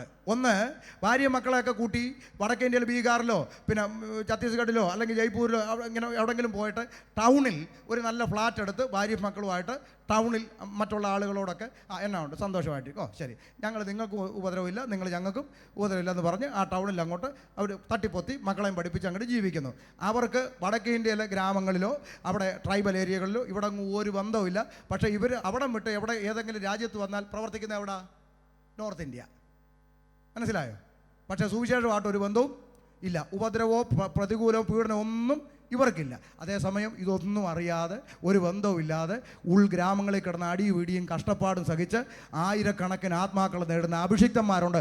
അവർക്കാണ് ഞാൻ സല്യൂട്ട് കൊടുത്തത്. സ്തോത്രം. ഞാൻ എല്ലാ വർഷവും വടക്കേ ഇന്ത്യയിൽ വിസിറ്റ് ചെയ്യുന്ന ആളാണ്. കഷ്ടപ്പെടുന്ന ദൈവദാസന്മാരെ പൊതുജനത്തിൻ്റെ മുമ്പിൽ കൊണ്ടുവന്ന് അവർക്ക് നന്മയുണ്ടാകാൻ വേണ്ടുന്ന എല്ലാ കാര്യങ്ങളും ആവോളം ചെയ്യുന്ന ഒരാളാണ്. അതുകൊണ്ട് പറഞ്ഞതാ, ഇത് രണ്ടും നേരിട്ട് ബോധ്യപ്പെട്ടിട്ടുണ്ട്. തിരിച്ചറിഞ്ഞേ ചെയ്യാവൂ. അപ്പോൾ ആ ദൈവപ്രവൃത്തി ഇന്നും നടക്കുന്നുണ്ടെന്ന് ഞാൻ പറഞ്ഞു. അത് ഇന്നും ദൈവം ചെയ്യും. പക്ഷെ ഒരു കാര്യം ഇനി ശ്രദ്ധിച്ചോണം, ഈ അത്ഭുതങ്ങളും അടയാളങ്ങളും വീര്യപ്രവൃത്തികളും നിമിത്തം യഹൂദന്മാരിൽ നിന്നും ജാതികളിൽ നിന്നും അനേകർ കർത്താവിൽ വിശ്വസിച്ചെന്ന് ഞാൻ പറഞ്ഞു. ആ വിശ്വസിച്ചിടത്തെല്ലാം സഭയുണ്ടായെന്ന് ഞാൻ പറഞ്ഞു. ഈ സഭകൾക്ക് എഴുതപ്പെട്ടതാണ് എന്ത്? ലേഖനങ്ങൾ. ഈ ലേഖനങ്ങളിലെ സിംഹഭാഗം എഴുതിയിരിക്കുന്ന ആളാരാ? പൗലോസ്. പൗലോസ് എന്ന് പറഞ്ഞാൽ ആരാ? വെളിപ്പാടുകളുടെ ആധിക്യമുള്ള മനുഷ്യൻ, നിഴല് തട്ടിയ രോഗികൾ സൗഖ്യമാകുന്ന കൃപാവര ശ്രേഷ്ഠൻ, മരിച്ച കഴുത്തൊടിച്ചു പോയ യൂത്തിക്കോസിന് പുതുജീവൻ കൊടുത്ത പൗലോസ് എന്ന് പറയുന്ന ഈ കൃപാവര ശ്രേഷ്ഠനായ അഭിഷിക്തൻ 14 ലേഖനങ്ങൾ എഴുതി. ചോദ്യം നിങ്ങളോട്, ഒരൊറ്റ ലേഖനത്തിലെങ്കിലും ഒരു പനി മാറിയത് എഴുതിയോ? പറ ദൈവ മക്കളെ, എഴുതിയോ? മറിച്ച് എഴുതി എന്താ? എപ്പഫ്രോദിത്തോസിന് മരിക്കത്തക്ക രോഗം പിടിച്ചു. ഞാൻ ആരാ മോൻ? ഞാൻ കൃപാവരമുള്ള ആളല്ലേ. ഞാൻ ചെന്ന് അങ്ങോട്ട് കൈ വെച്ചതേ ഉള്ളൂ, അവൻ ചാടി എഴുന്നേറ്റ് നടന്നു, കരങ്ങൾ അടിച്ച് ദൈവത്തെ പറഞ്ഞോ? ഇല്ല. എപ്പഫ്രോദിത്തോസിന് മരിക്കത്തക്ക രോഗം പിടിച്ചു, എന്നാൽ എനിക്ക് ദുഃഖത്തിന്മേൽ ദുഃഖം വരാതിരിക്കാൻ കർത്താവ് അവനോട് കരുണ കാണിച്ചു എന്ന് പറഞ്ഞ് മഹത്വം ദൈവത്തിന് കൊടുത്ത് വിഷയം വിട്ടു. ഒരത്ഭുതവും സഭയ്ക്കകത്ത് പ്രൊജക്റ്റ് ചെയ്തില്ല. പകരം ലേഖനങ്ങൾ മുഴുവൻ ആവർത്തിച്ച് പ്രൊജക്റ്റ് ചെയ്തിരിക്കുന്ന ഒരേ ഒരു ദൂതുണ്ടെങ്കിൽ നാം കർത്താവിനോടൊപ്പം നിത്യത പ്രാപിക്കണം, നിത്യതയിലെത്തണം. ലേഖനങ്ങൾ മുഴുവൻ സഭയോട് സംസാരിച്ചിരിക്കുന്നത് നിത്യതയെക്കുറിച്ചാണ്. ഇതല്ലേ സഭയ്ക്കകത്ത് പഠിപ്പിക്കപ്പെടേണ്ടത്? ആ ലേഖനങ്ങളിലാണ് നാം വിശ്വാസത്താൽ പ്രവേശിച്ചിരിക്കുന്ന ഈ കൃപയിൽ നാം നിലനിൽക്കണം എന്ന് കഴിഞ്ഞ രാത്രിയിൽ നമ്മൾ ചിന്തിച്ചത്. നിലനിൽക്കണം. എന്തുകൊണ്ട്? നാം അനേക കഷ്ടങ്ങളിൽ കൂടെ ദൈവരാജ്യത്തിൽ കടക്കണം. ദൈവകൃപയിൽ നിലനിൽക്കേണ്ടതിനെ വരെ ഉത്സാഹിപ്പിച്ചു. ഒരു വാക്യം കൂടെ, കൊലോസ്യർ 1:23 അതിനോട് ചേർത്ത് വെക്കാം. വായിച്ചാട്ടെ, കൊലോസ്യർ 1:23. ആകാശത്തിൻ കീഴെ സകല സൃഷ്ടികളുടെയും ഇടയിൽ ഘോഷിച്ചും പൗലോസ് എന്ന ഞാൻ ശുശ്രൂഷകനായി തീർന്നും നിങ്ങൾ കേട്ടുപിരിക്കുന്ന സുവിശേഷത്തിന്റെ പ്രത്യാശയിൽ നിന്ന് നിങ്ങൾ ശ്രദ്ധിച്ചോ, നിങ്ങൾ കേട്ടിരിക്കുന്ന സുവിശേഷത്തിന്റെ പ്രത്യാശ എന്താ? നമ്മുടെ പ്രത്യാശ നമ്മുടെ കർത്താവ് വേഗത്തിൽ വരും. ആ പ്രത്യാശയിൽ നിന്ന് നിങ്ങൾ കേട്ടോ കേട്ടോ, 1 ഇളകാതെ, 2 അടിസ്ഥാനപ്പെട്ടവരും, 3 സ്ഥിരതയുള്ളതുമായി, 4 വിശ്വാസത്തിൽ നിലനിന്ന് കൊണ്ടാൽ എവിടെ നിൽക്കും? എവിടെ നിൽക്കും? കർത്താവിൻ്റെ മുമ്പിൽ നിൽക്കും. അല്ലെങ്കിൽ എന്താണെന്ന് നിങ്ങൾ തന്നെ തീരുമാനിച്ചു. നിങ്ങൾ തീരുമാനിച്ചോ? ഈ എല്ലാം അറിയാവുന്ന പൗലോസ് എന്ന് പറയുന്ന കൃപയുള്ള അഭിഷിക്തൻ ഇങ്ങനെ എഴുതി വെച്ചത് അയാൾ മണ്ടനായിട്ടൊന്നും അല്ലല്ലോ, ആണോ? രക്ഷിക്കപ്പെട്ടു, സ്നാനപ്പെട്ടു, സീലടിച്ചു, ഇനി കർത്താവ് വരുന്നു പോകുന്നു, ഒന്നും പേടിക്കണ്ട. അങ്ങനെയാണ് ഇതൊക്കെ എഴുതി വെച്ച അങ്ങേർക്ക് ഒന്നുകിൽ നല്ല സുബോധമില്ലെന്ന് പറയേണ്ടി വരും, അല്ലെങ്കിൽ അയാൾക്ക് ദൈവകൃപയിൽ നിന്ന് പ്രാപിച്ചതാണ് എഴുതി വെച്ചതെന്ന് പറയേണ്ടി വരും. അല്ലേ? ഈ നിങ്ങളെന്ന് പറയുന്നത് ആരാ? രക്ഷിക്കപ്പെടാത്തവരോടാണോ പറഞ്ഞേ? അല്ല. കൊലോസി സഭയിലെ വിശ്വാസികളായ വിശുദ്ധന്മാരോട് പറയുക, നിങ്ങൾ പ്രതീക്ഷിച്ചിരിക്കുന്ന ആ പ്രത്യാശയുണ്ടല്ലോ, ആ പ്രത്യാശയിൽ നിന്ന് 1 നിങ്ങൾ ഇളകരുത്, 2 അടിസ്ഥാനം മറിയരുത്, 3 സ്ഥിരതയുള്ളവരായി നിൽക്കണം, 4 വിശ്വാസത്തിൽ നിലനിൽക്കണം. അങ്ങനെ നിന്നാൽ നിങ്ങൾക്ക് എവിടെ നിൽക്കാം? കർത്താവിൻ്റെ മുമ്പിൽ നിൽക്കാം. ഇതെല്ലാം നമ്മൾ ഇന്നലെ ചിന്തിച്ചു.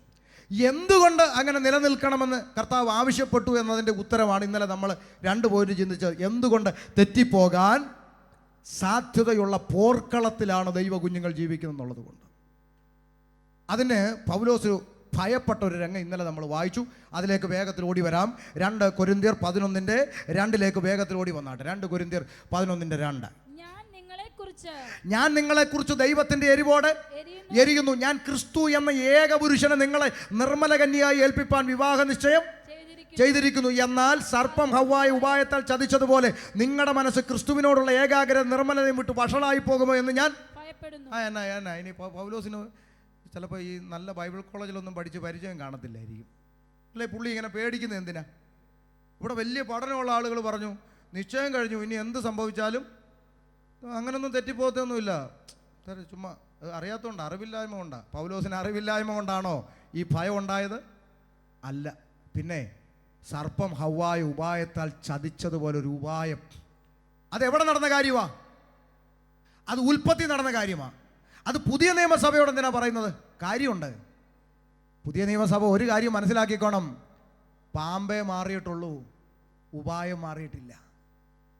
ആ പാമ്പ് അന്ന് തോട്ടത്തിൽ പ്രയോഗിച്ച ഉപായം എന്താണോ അതേ ഉപായം നിങ്ങളെ പുതിയ നിയമസഭയും തെറ്റിക്കാൻ ഉപായം പ്രയോഗിക്കും. അപ്പോൾ ഒരു കാര്യം മനസ്സിലാക്കിക്കോണം, ആളെ മാറിയിട്ടുള്ളൂ, ഉപായം മാറിയിട്ടില്ല. ആ പഴയ പാമ്പിൻ്റെ പുതിയ കുഞ്ഞുങ്ങളാണ് ന്യൂ ജനറേഷൻ എന്നും പറഞ്ഞിറങ്ങിയിട്ടുള്ളത്, തെറ്റിക്കാൻ പുതിയ പാമ്പും കുഞ്ഞുങ്ങൾ. ഉപായം പഴയത് തന്നെ. എങ്ങനെയാണെന്ന് തെളിയിക്കാം കേട്ടോ. എന്താണ് ഏദൻ തോട്ടത്തിൽ പ്രയോഗിച്ച ഉപായം? എന്താ ഏദൻ തോട്ടത്തിൽ പ്രയോഗിച്ച ഉപായം? സർവശക്തനായ ദൈവം തൻ്റെ മക്കളോട് ചെയ്യരുത് എന്ന് പറഞ്ഞ കാര്യത്തിൻ്റെ അറ്റത്ത് ഒരു ചെറിയ ചൂണ്ടക്കൊളുത്തിട്ടു. ഇത്രേ ചെയ്തുള്ളൂ. എന്താ ചൂണ്ടക്കൊളുത്ത്? ഒരു ക്വസ്റ്റ്യൻ മാർക്ക്. വാസ്തവമായി ഇത് കഴിക്കരുതെന്ന് ദൈവം, പ്രശ്നം അവിടെ തുടങ്ങിയേ അല്ലേ? ഇന്നും അത് തന്നെയല്ലേ? നല്ല രീതിയിൽ ആരാധിച്ച് പോയിക്കൊണ്ടിരിക്കുന്ന ദൈവ കുഞ്ഞുങ്ങളുടെ അടുത്ത് വന്നിട്ട് പറയും, സത്യത്തിൽ ഈ തലേ തുണി ഇട്ടേ പറ്റൂ എന്നുണ്ടോ? അതുവരെ ഇട്ടോണ്ടിരുന്ന പെണ്ണുമ്പിളയ്ക്ക് അന്നേരം തൊട്ട് ഉണ്ടോ? ഇനിയിപ്പോൾ ഇടാതിരിക്കാൻ വല്ലതും ഉണ്ടോ എന്ന് തപ്പി വ്യാഖ്യാനം കേൾക്കാൻ നടക്കും. ഇങ്ങനെയാ തെറ്റുന്നേ. മനസ്സിലാകുന്നുണ്ടോ?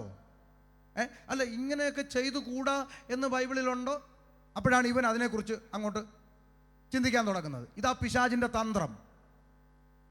ഹവ്വായോട് ഇത് വാസ്തവമായി കഴിക്കരുതെന്ന് ദൈവം കൽപ്പിച്ചിട്ടുണ്ടോ എന്ന് ചോദിച്ചപ്പോൾ ഹവ്വയ്ക്ക് കൃപയോടുകൂടി ഒരു മറുപടി പറയാമായിരുന്നു, കൽപ്പിച്ചിട്ട് ഉണ്ട്. ഇനി അഥവാ ഞങ്ങൾക്ക് വല്ല സംശയം ഉണ്ടെങ്കിൽ വെയിലാറുമ്പോൾ ആര് വരും?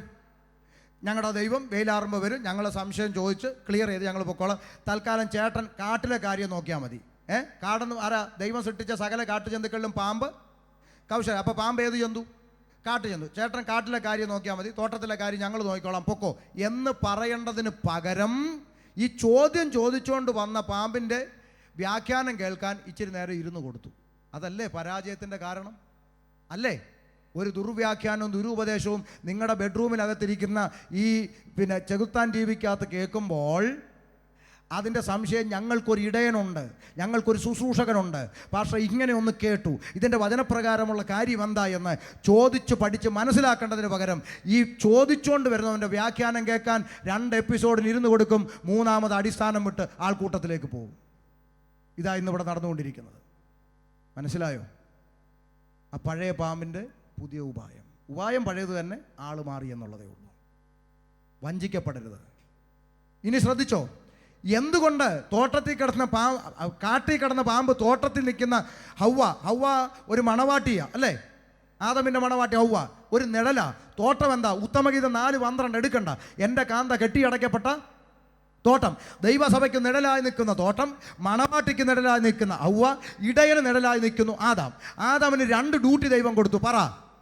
1 തോട്ടത്തിൽ വേല ചെയ്യണം, 2 തോട്ടം കാക്കണം. സഭയുടെ ഇടയന് 2 ഉത്തരവാദിത്വമുണ്ട്. 1 എന്ത് ചെയ്യണം? വേല ചെയ്യണം. 2 എന്ത് ചെയ്യണം? കാക്കണം. ഇന്ന് വേലയുണ്ടോ? വെള്ളിയാഴ്ച വരുന്നു, പ്രാർത്ഥന നടത്തുന്നു, പോകുന്നു. ഞായറാഴ്ച വരുന്നു, പ്രാർത്ഥന നടത്തുന്നു, പോകുന്നു. ജോലി തീർന്നു. ഇന്നിപ്പോൾ വേല മാറി എന്തായി?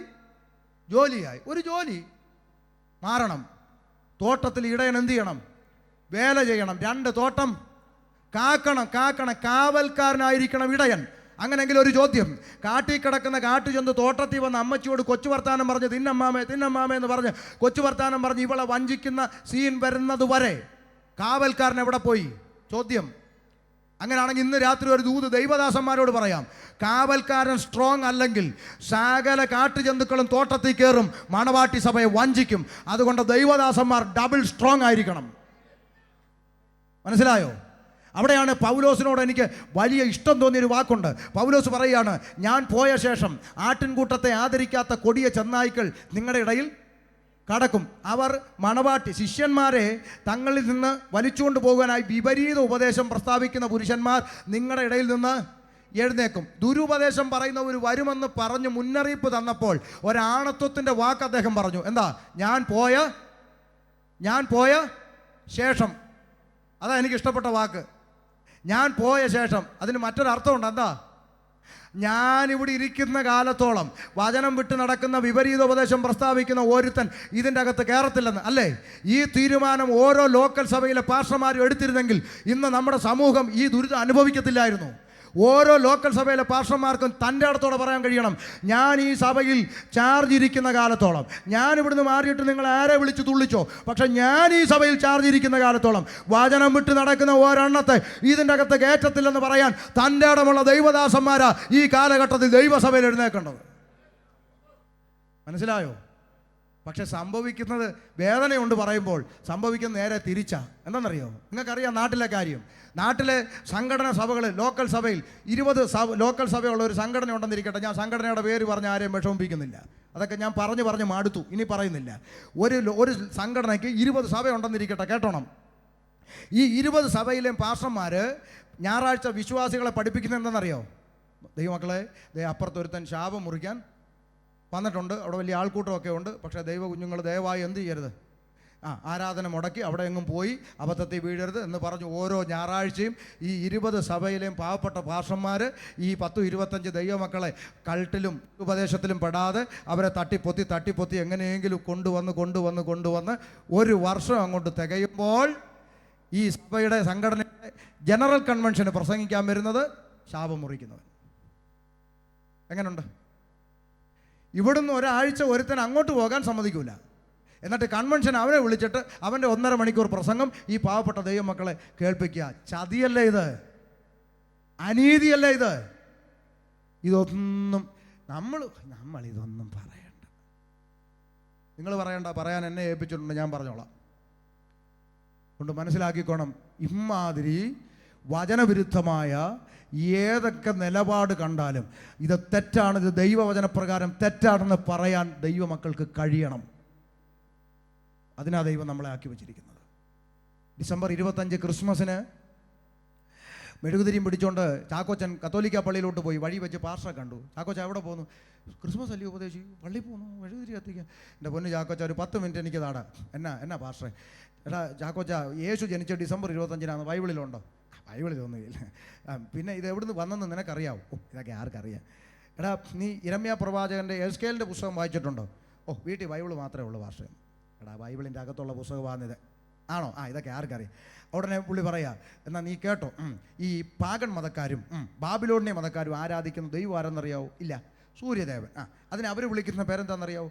തൗമോസ്. ആണോ? തമ്മൂസിനെ കുറിച്ചുള്ള വിലാപം യെഹെസ്കേലിലുണ്ട്. അതാ വായിച്ചിട്ടുണ്ടോ എന്ന് ചോദിച്ചാൽ ഇല്ല. അപ്പോൾ ഈ സൂര്യദേവനെ ഒരു ഭാര്യ ഉണ്ടെന്നും സ്വമീറാമിസ് എന്ന് പറഞ്ഞ ദേവി ഉണ്ടെന്നും അതിനൊരു കുഞ്ഞ് ജനിച്ചപ്പോൾ സൂര്യദേവൻ്റെ അവതാരമാണെന്നും ഒക്കെ അവർ വിശ്വസിക്കുന്നു. ആ കുഞ്ഞിൻ്റെ ജന്മദിനമായിട്ടാണ് ഈ ഡിസംബർ 25 അവർ ആഘോഷിക്കുന്നത്. അത് പിന്നെ പള്ളിക്കാർ പൊക്കിയെടുത്ത് പള്ളിയിൽ കൊണ്ടുവച്ചു. ആ കുഞ്ഞിനെ പിടിച്ചുകൊണ്ടിരിക്കുന്ന അമ്മ, മഡോണ എന്ന പേരിൽ ലോകം അറിയപ്പെടുന്ന അമ്മയും കുഞ്ഞും പള്ളിക്കകത്ത് വന്നപ്പോൾ ഉണ്ണി ഈശോ മറിയയുമായി ആ ജന്മദിനം ക്രിസ്മസായി. ഇതെല്ലാം പറഞ്ഞ് ചാക്കോച്ചൻ്റെ തലയിലോട്ട് കയറ്റി. അപ്പോൾ ചാക്കോച്ച്, എൻ്റെ ദൈവമേ, അപ്പം ഞാൻ ഈ ഇതൊക്കെ കത്തിക്കുന്നത് ഈ അപ്പോൾ ഈ സൂര്യദേവൻ ആരാ ഭാഷ? രാവിലെ നമ്മൾ ഉറക്കം എഴുന്നേൽക്കുമ്പോൾ ഈ പൊങ്ങി വരുന്ന അതാണ്. അതല്ല, പിന്നെ ആ നാമത്തിലിരിക്കുന്ന ഒരുത്തൻ അതാരാ? യെശയ്യാവ് 14:12 അരുണോദയ പുത്രനായ ശുക്ര വേട്ടേറ്റ് വീണവൻ. അവൻ അയ്യോ, അപ്പം ഞാൻ ഈ പിശാചിനാണോ ഇതെല്ലാം? അതല്ലേ ഞാനീ എൻ്റെ പൊന്നു പാർഷേ, ഇതൊക്കെ ആരെങ്കിലും ഒന്ന് പറഞ്ഞു തരണ്ടായോ? അതെങ്ങനെ പറയുന്നതിന് മുമ്പേ അടിക്കാൻ നിൽക്കുമല്ലേ, പിന്നെ എങ്ങനെ പറയുന്നത്? എന്നാൽ പിന്നെ പാർഷ ചർച്ച എവിടെ? ഞങ്ങളുടെ ചർച്ച കൊണ്ട് അപ്പുറത്ത്. എന്നാൽ ഞാനും വരുന്നു. മെഴുകുതിരി വലിച്ചെറിഞ്ഞിട്ട് ചാക്കോച്ചൻ പാർഷ കൂടെ സഭയെ വന്നു. കേട്ടെ, സഭയെ വന്നിട്ട് അവൻ 3 ആഴ്ച വചനം പഠിച്ച് 4-ാമത്തെ ആഴ്ച അവന് ബോധം വന്ന് അവൻ രക്ഷിക്കപ്പെട്ട് പിന്നെ സ്നാനപ്പെട്ട് അവൻ പെന്തക്കോസ്തുകാരനായി. സന്തോഷമുണ്ടോ?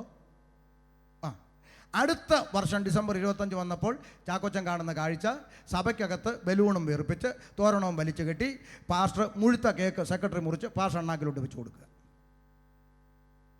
പിന്നെ ആരും മിണ്ടാത്തെ? എടാ, ഇതേ കാര്യം ഇവൻ സമുദായത്തിൽ നിന്ന് ചെയ്തപ്പോൾ പറഞ്ഞു, പാപം പിശാ. അതേ കാര്യം സഭയ്ക്കകത്ത് ചെയ്യുമ്പോൾ വിശുദ്ധമാവുമോ? പറ. ഇല്ല എന്ന് പറയാനുള്ള ആർജവം കാണിക്കണം. അതിനാ നമ്മൾ വേർപെട്ടിറങ്ങി, അല്ലേ പള്ളിയിൽ നിന്നാൽ മതിയായിരുന്നു. അപ്പം അതുകൊണ്ട് ഇവിടെ പറയുകയാണ്, സർപ്പം ഹവ്വായെ ഉപായത്താൽ ചതിച്ചതുപോലെ. തീർക്കാൻ സമയമില്ല. ദൈവം അനുവദിച്ചാൽ വെള്ളിയാഴ്ച സഭായോഗത്തിൽ നമുക്ക് തുടർന്ന് പഠിക്കാം. കർത്താവ് വന്നില്ലെങ്കിൽ ഞാനിവിടെ ഉണ്ട്. ശ്രദ്ധിച്ചോ, നമ്മളിത് പഠിക്കണം. അല്ല ചുമ്മാ ബഹളം ഉണ്ടാക്കിയിട്ട് കാര്യമില്ല. ഇത് സിസ്റ്റമാറ്റിക്കായിട്ട് വചനം പഠിക്കണം. അതുകൊണ്ട് പറയുക, ആമേൻ. സർപ്പം ഹവ്വായെ ഉപായത്താൽ ചതിച്ചതുപോലെ നിങ്ങളുടെ മനസ്സ് ക്രിസ്തുവിനോടുള്ള ഏകാഗ്രത നിർമ്മലതയും വിട്ട് വഷളായി പോകുമോ എന്ന് ഭയപ്പെടുക. ആ ഭയത്തിൻ്റെ കാരണം പൗലോസ് താഴോട്ട് പറഞ്ഞു, ഒരുത്തൻ വന്ന് ഞങ്ങൾ പ്രസംഗിക്കാത്ത മറ്റൊരു യേശുവിനെ പ്രസംഗിക്കുകയോ നിങ്ങൾക്ക് ലഭിക്കാത്ത വേറൊരാത്മാവെങ്കിലും നിങ്ങൾ കൈക്കൊള്ളാത്ത വേറൊരു സുവിശേഷമെങ്കിലും ലഭിക്കുകയോ ചെയ്യുമ്പോൾ നിങ്ങൾ പൊറുക്കുന്നത് ആശ്ചര്യം. പൗലോസ് പറയാ, ഇതിനെയൊക്കെ അടിച്ചു ദൂരത്ത് ഓടിക്കേണ്ടതിന് പകരം നിങ്ങൾ ഇതെല്ലാം കേട്ട് കൈയടിച്ച് പൊറുക്കുന്നല്ലോ. വേറൊരു യേശുവിനെ ഇവിടെ പ്രസന്റ് ചെയ്യപ്പെടുന്നു, വേറൊരു ആത്മാവ് ഇവിടെ വ്യാപരിക്കുന്നു, വേറൊരു സുവിശേഷം ഇവിടെ പ്രചരിക്കപ്പെടുന്നു. ഇതൊക്കെ കേൾക്കുമ്പോൾ ഇതിനെയൊക്കെ ആട്ടിപ്പായിക്കേണ്ടതിന് പകരം നിങ്ങൾ കൈയടിച്ച് പൊറുക്കുന്നത് എനിക്ക് ആശ്ചര്യം എന്ന് പറഞ്ഞു. അപ്പോൾ പറഞ്ഞതിൻ്റെ താല്പര്യം, നിലനിൽക്കണം. അറിഞ്ഞ സത്യത്തിൽ അന്ത്യത്തോളം നിലനിൽക്കണം. പകുതിക്ക് വെച്ച് കഠിനപ്പെട്ട് പിന്മാറ്റത്തിൽ പോകാതിരിക്കേണ്ടതിന് നാം ദൈവകൃപയിൽ നിലനിൽക്കണമെന്ന് പറഞ്ഞു. എന്തിന് നിലനിൽക്കണം? തെറ്റിപ്പോകാൻ സാധ്യതയുള്ള പോർക്കളത്തിലായതുകൊണ്ടാണ് അങ്ങനെ പറഞ്ഞത്. ഇനി തെറ്റിപ്പോയവരാരെങ്കിലും ബൈബിളിൽ ഉണ്ടോ എന്ന് കൂടെ ഒന്ന് പറയാതെ നിർത്തിയാൽ ശരിയാകത്തില്ല. അതുകൊണ്ട് 3 വാക്യത്തിൽ 3 പേരെ പരിചയപ്പെടുത്തിയിട്ട് ഒരുമിച്ച് പ്രാർത്ഥിച്ച് നമുക്ക് കടന്നു പോകാം. വായിച്ചാട്ടെ. 1 തിമോത്തിയോസ് 6:20. പ്രസംഗം തീർന്നു, വ്യാഖ്യാനിക്കാൻ നിൽക്കുന്നില്ല. ആ വാക്യം ഒന്ന് കേട്ടിരിക്കാൻ വേണ്ടി. 1 തിമോത്തിയോസ് 6:20. അല്ലയോ തിമോത്തിയോസേ, നിന്റെ പക്കൽ ഏൽപ്പിച്ചിരിക്കുന്ന ഉപനിധി കാത്തുകൊണ്ടും ജ്ഞാനമെന്ന് വ്യാജമായി പേർ പറയുന്നതിൻ്റെ ഭക്തിവിരുദ്ധമായ വൃഥാലാപങ്ങളെയും തർക്ക സൂത്രങ്ങളെയും ഒഴിഞ്ഞു നിൽക്കുക. അടുത്ത വാക്ക്, ആ ജ്ഞാനം ചിലർ സ്വീകരിച്ച് വിശ്വാസം വിട്ട് തെറ്റിപ്പോയി. ചില ആളുകൾ തെറ്റിപ്പോയി. എന്താ? അവർ തർക്കിക്കാൻ നടന്നു. ജ്ഞാനം തലയ്ക്ക് പിടിച്ചു. എനിക്കെല്ലാം അറിയാമെന്നും പറഞ്ഞ് സമ്പാദം എന്ന് പറഞ്ഞ് കാണുന്നവൻ്റെ അടുത്തെല്ലാം തർക്കിക്കാൻ നടന്നു. അവസാനം തർക്കിച്ച് അവസാനം ദൈവം ഇല്ലെന്നും പറഞ്ഞ് അവൻ പോയി. മനസ്സിലായോ? ദൈവം ഉണ്ടെന്ന് തിയോളജി പഠിച്ചല്ല അറിയേണ്ടത്, യഹോവ നല്ലവനെന്ന് രുചിച്ചറിയണം. ഒരുത്തനെ ദൈവം ഉണ്ടെന്ന് പഠിപ്പിച്ച് മനസ്സിലാക്കാനൊന്നും ഒക്കത്തില്ല. ദൈവം ആരാണെന്ന് അനുഭവിച്ച് തന്നെ അറിയണം. തർക്കിക്കാൻ നടന്ന് ഒരു കൂട്ടർ അങ്ങനെ വിട്ടുപോയി. ആമേൻ. 6:10 കൂടെ വായിച്ചോ മോനെ. 6:10. തർക്കിക്കാൻ നടന്ന് ചിലർ കൃപയെന്ന് പോയി. ദ്രവ്യാഗ്രഹം സകലവിധ ദോഷത്തിനും മൂലമല്ലോ. ചിലർ ഇത് ചില കാംക്ഷിച്ചിട്ട് വിശ്വാസം വിട്ടുഴന്ന് ബഹുദുഃഖങ്ങൾക്ക് അധീനരായി തീർന്നു. തർക്കിക്കാൻ നടന്ന് കുറച്ചു പേര് കൃപയിൽ നിന്ന് പോയപ്പോൾ അടുത്തൊരു കൂട്ടർ എന്താ? ദ്രവ്യാഗ്രഹം, ഏത് വിധത്തിലും പണം ഉണ്ടാക്കണമെന്ന് പറഞ്ഞ ചിന്ത തലയ്ക്കകത്തോട്ട് കയറിയപ്പോൾ അവനിപ്പോൾ ആരാധനയും വേണ്ട, ഒന്നും വേണ്ട, ഓവർ ഡ്യൂട്ടിയും നൈറ്റ് ഡ്യൂട്ടിയും എല്ലാം കൂടെ ചെയ്തേച്ച് അവൻ എങ്ങനെയെങ്കിലും പണം ഉണ്ടാക്കണം, ആരാധനയ്ക്ക് വന്നില്ലെങ്കിലും കുഴപ്പമില്ല. മനസ്സിലായോ? ഏത് വിധത്തിലും പണം ഉണ്ടാക്കണമെന്ന ചിന്ത തലയ്ക്കകത്ത് കയറി അടുത്തൊരു കൂട്ടരെ കൃപ വിട്ട് തെറ്റിപ്പോയി. മൂന്നാമത് 2 തിമോത്തിയോസ് 2:18 കൂടെ വായിച്ച് തൽക്കാലം പുസ്തകം അടയ്ക്കാൻ, ബാക്കി നമുക്ക് സഭായോഗത്തിൽ ചിന്തിക്കാം. അവരുടെ കൂട്ടത്തിൽ ഉള്ളവരാകുന്നു, അവർ സത്യം വിട്ട് ആരാ? ഹുമനയോസും ഫിലേത്തോസും അവരുടെ കൂട്ടത്തിലുള്ളവരാകുന്നു. അവർ സത്യം വിട്ട് തെറ്റി. പുനരുത്ഥാനം കഴിഞ്ഞു എന്ന് പറഞ്ഞ് ചിലരുടെ വിശ്വാസം കണ്ടോ? പുനരുത്ഥാനമുണ്ട്, മരണത്തിനപ്പുറത്തൊരു ജീവിതമുണ്ടെന്ന് പ്രസംഗിച്ച് നടന്ന ഹുമനയോസും ഫിലേത്തോസും ഇപ്പൊ പറയുക പുനരുത്ഥാനം ഇല്ലെന്ന്. ഇവരൊക്കെ പിന്മാറ്റത്തിൽ വിട്ടേച്ച് പോയവരാ. ചില ആളുകൾ പറയും പിന്നെ യഥാർത്ഥ അവർ രക്ഷിക്കപ്പെട്ടവരാരും അങ്ങനെ പോവുകയല്ലെന്ന്. ഇതിൻ്റെ വാക്യം കൂടെ പറയാൻ സമയം ഉണ്ടായിരുന്നെങ്കിൽ ഇവിടെ തെളിയിച്ചേനെ വാക്യം വെച്ച്. കർത്താവിൻ്റെ വേലയ്ക്ക് വേണ്ടി ഹുമനയോസും ഫിലേത്തോസും പ്രവർത്തിച്ചിരുന്ന പശ്ചാത്തലം, ചരിത്രം പഠിക്കണം. വേറെ ഉണ്ടൊരുത്തൻ, ആരാ? ദേമാസ്. ഈ ലോകത്തെ സ്നേഹിച്ച് എന്നെ വിട്ടുപോയെന്ന് ഫിലമോന് ലേഖനം എഴുതിയപ്പോൾ എൻ്റെ കൂട്ടുവേലക്കാരനായ ദേമാസ് വന്ദനം ചെയ്യുന്നു എന്നാണ് എഴുതിയേക്കുന്നത്. എന്നാൽ പിന്നത്തേതിൽ എഴുതി വന്നപ്പം ദേമാസ് ലോകത്തെ സ്നേഹിച്ച് വിട്ടുപോയി. വിട്ടുപോയവരും തെറ്റിപ്പോയവരും ഇതിനകത്തുണ്ടച്ചാ. അതുകൊണ്ടാണ് മുന്നറിയിപ്പുകൾ ആവർത്തിച്ച് ദൈവസഭയോട് പറഞ്ഞത്, നാം ഇറങ്ങിത്തിരിച്ച ആ കൃപയിൽ നാം നിലനിൽക്കണം. ആ ദൈവകൃപയിൽ നിലനിൽക്കണം, വിശ്വാസത്തിൽ നിലനിൽക്കണം. ചതിക്കുന്ന, വഞ്ചിക്കുന്ന, തെറ്റിക്കുന്ന ഉപായങ്ങളാൽ നമുക്ക് ചുറ്റും കൊണ്ടുവരുന്നതിലൊന്നും കുടുങ്ങി സ്ഥിരത വിട്ട് നിത്യത നഷ്ടപ്പെടുത്തുവാൻ ഇടയായി തീരരുത്. നമുക്കൊരുമിച്ച് ദൈവസന്നിധിയിൽ എഴുന്നേറ്റ് നിൽക്കാം.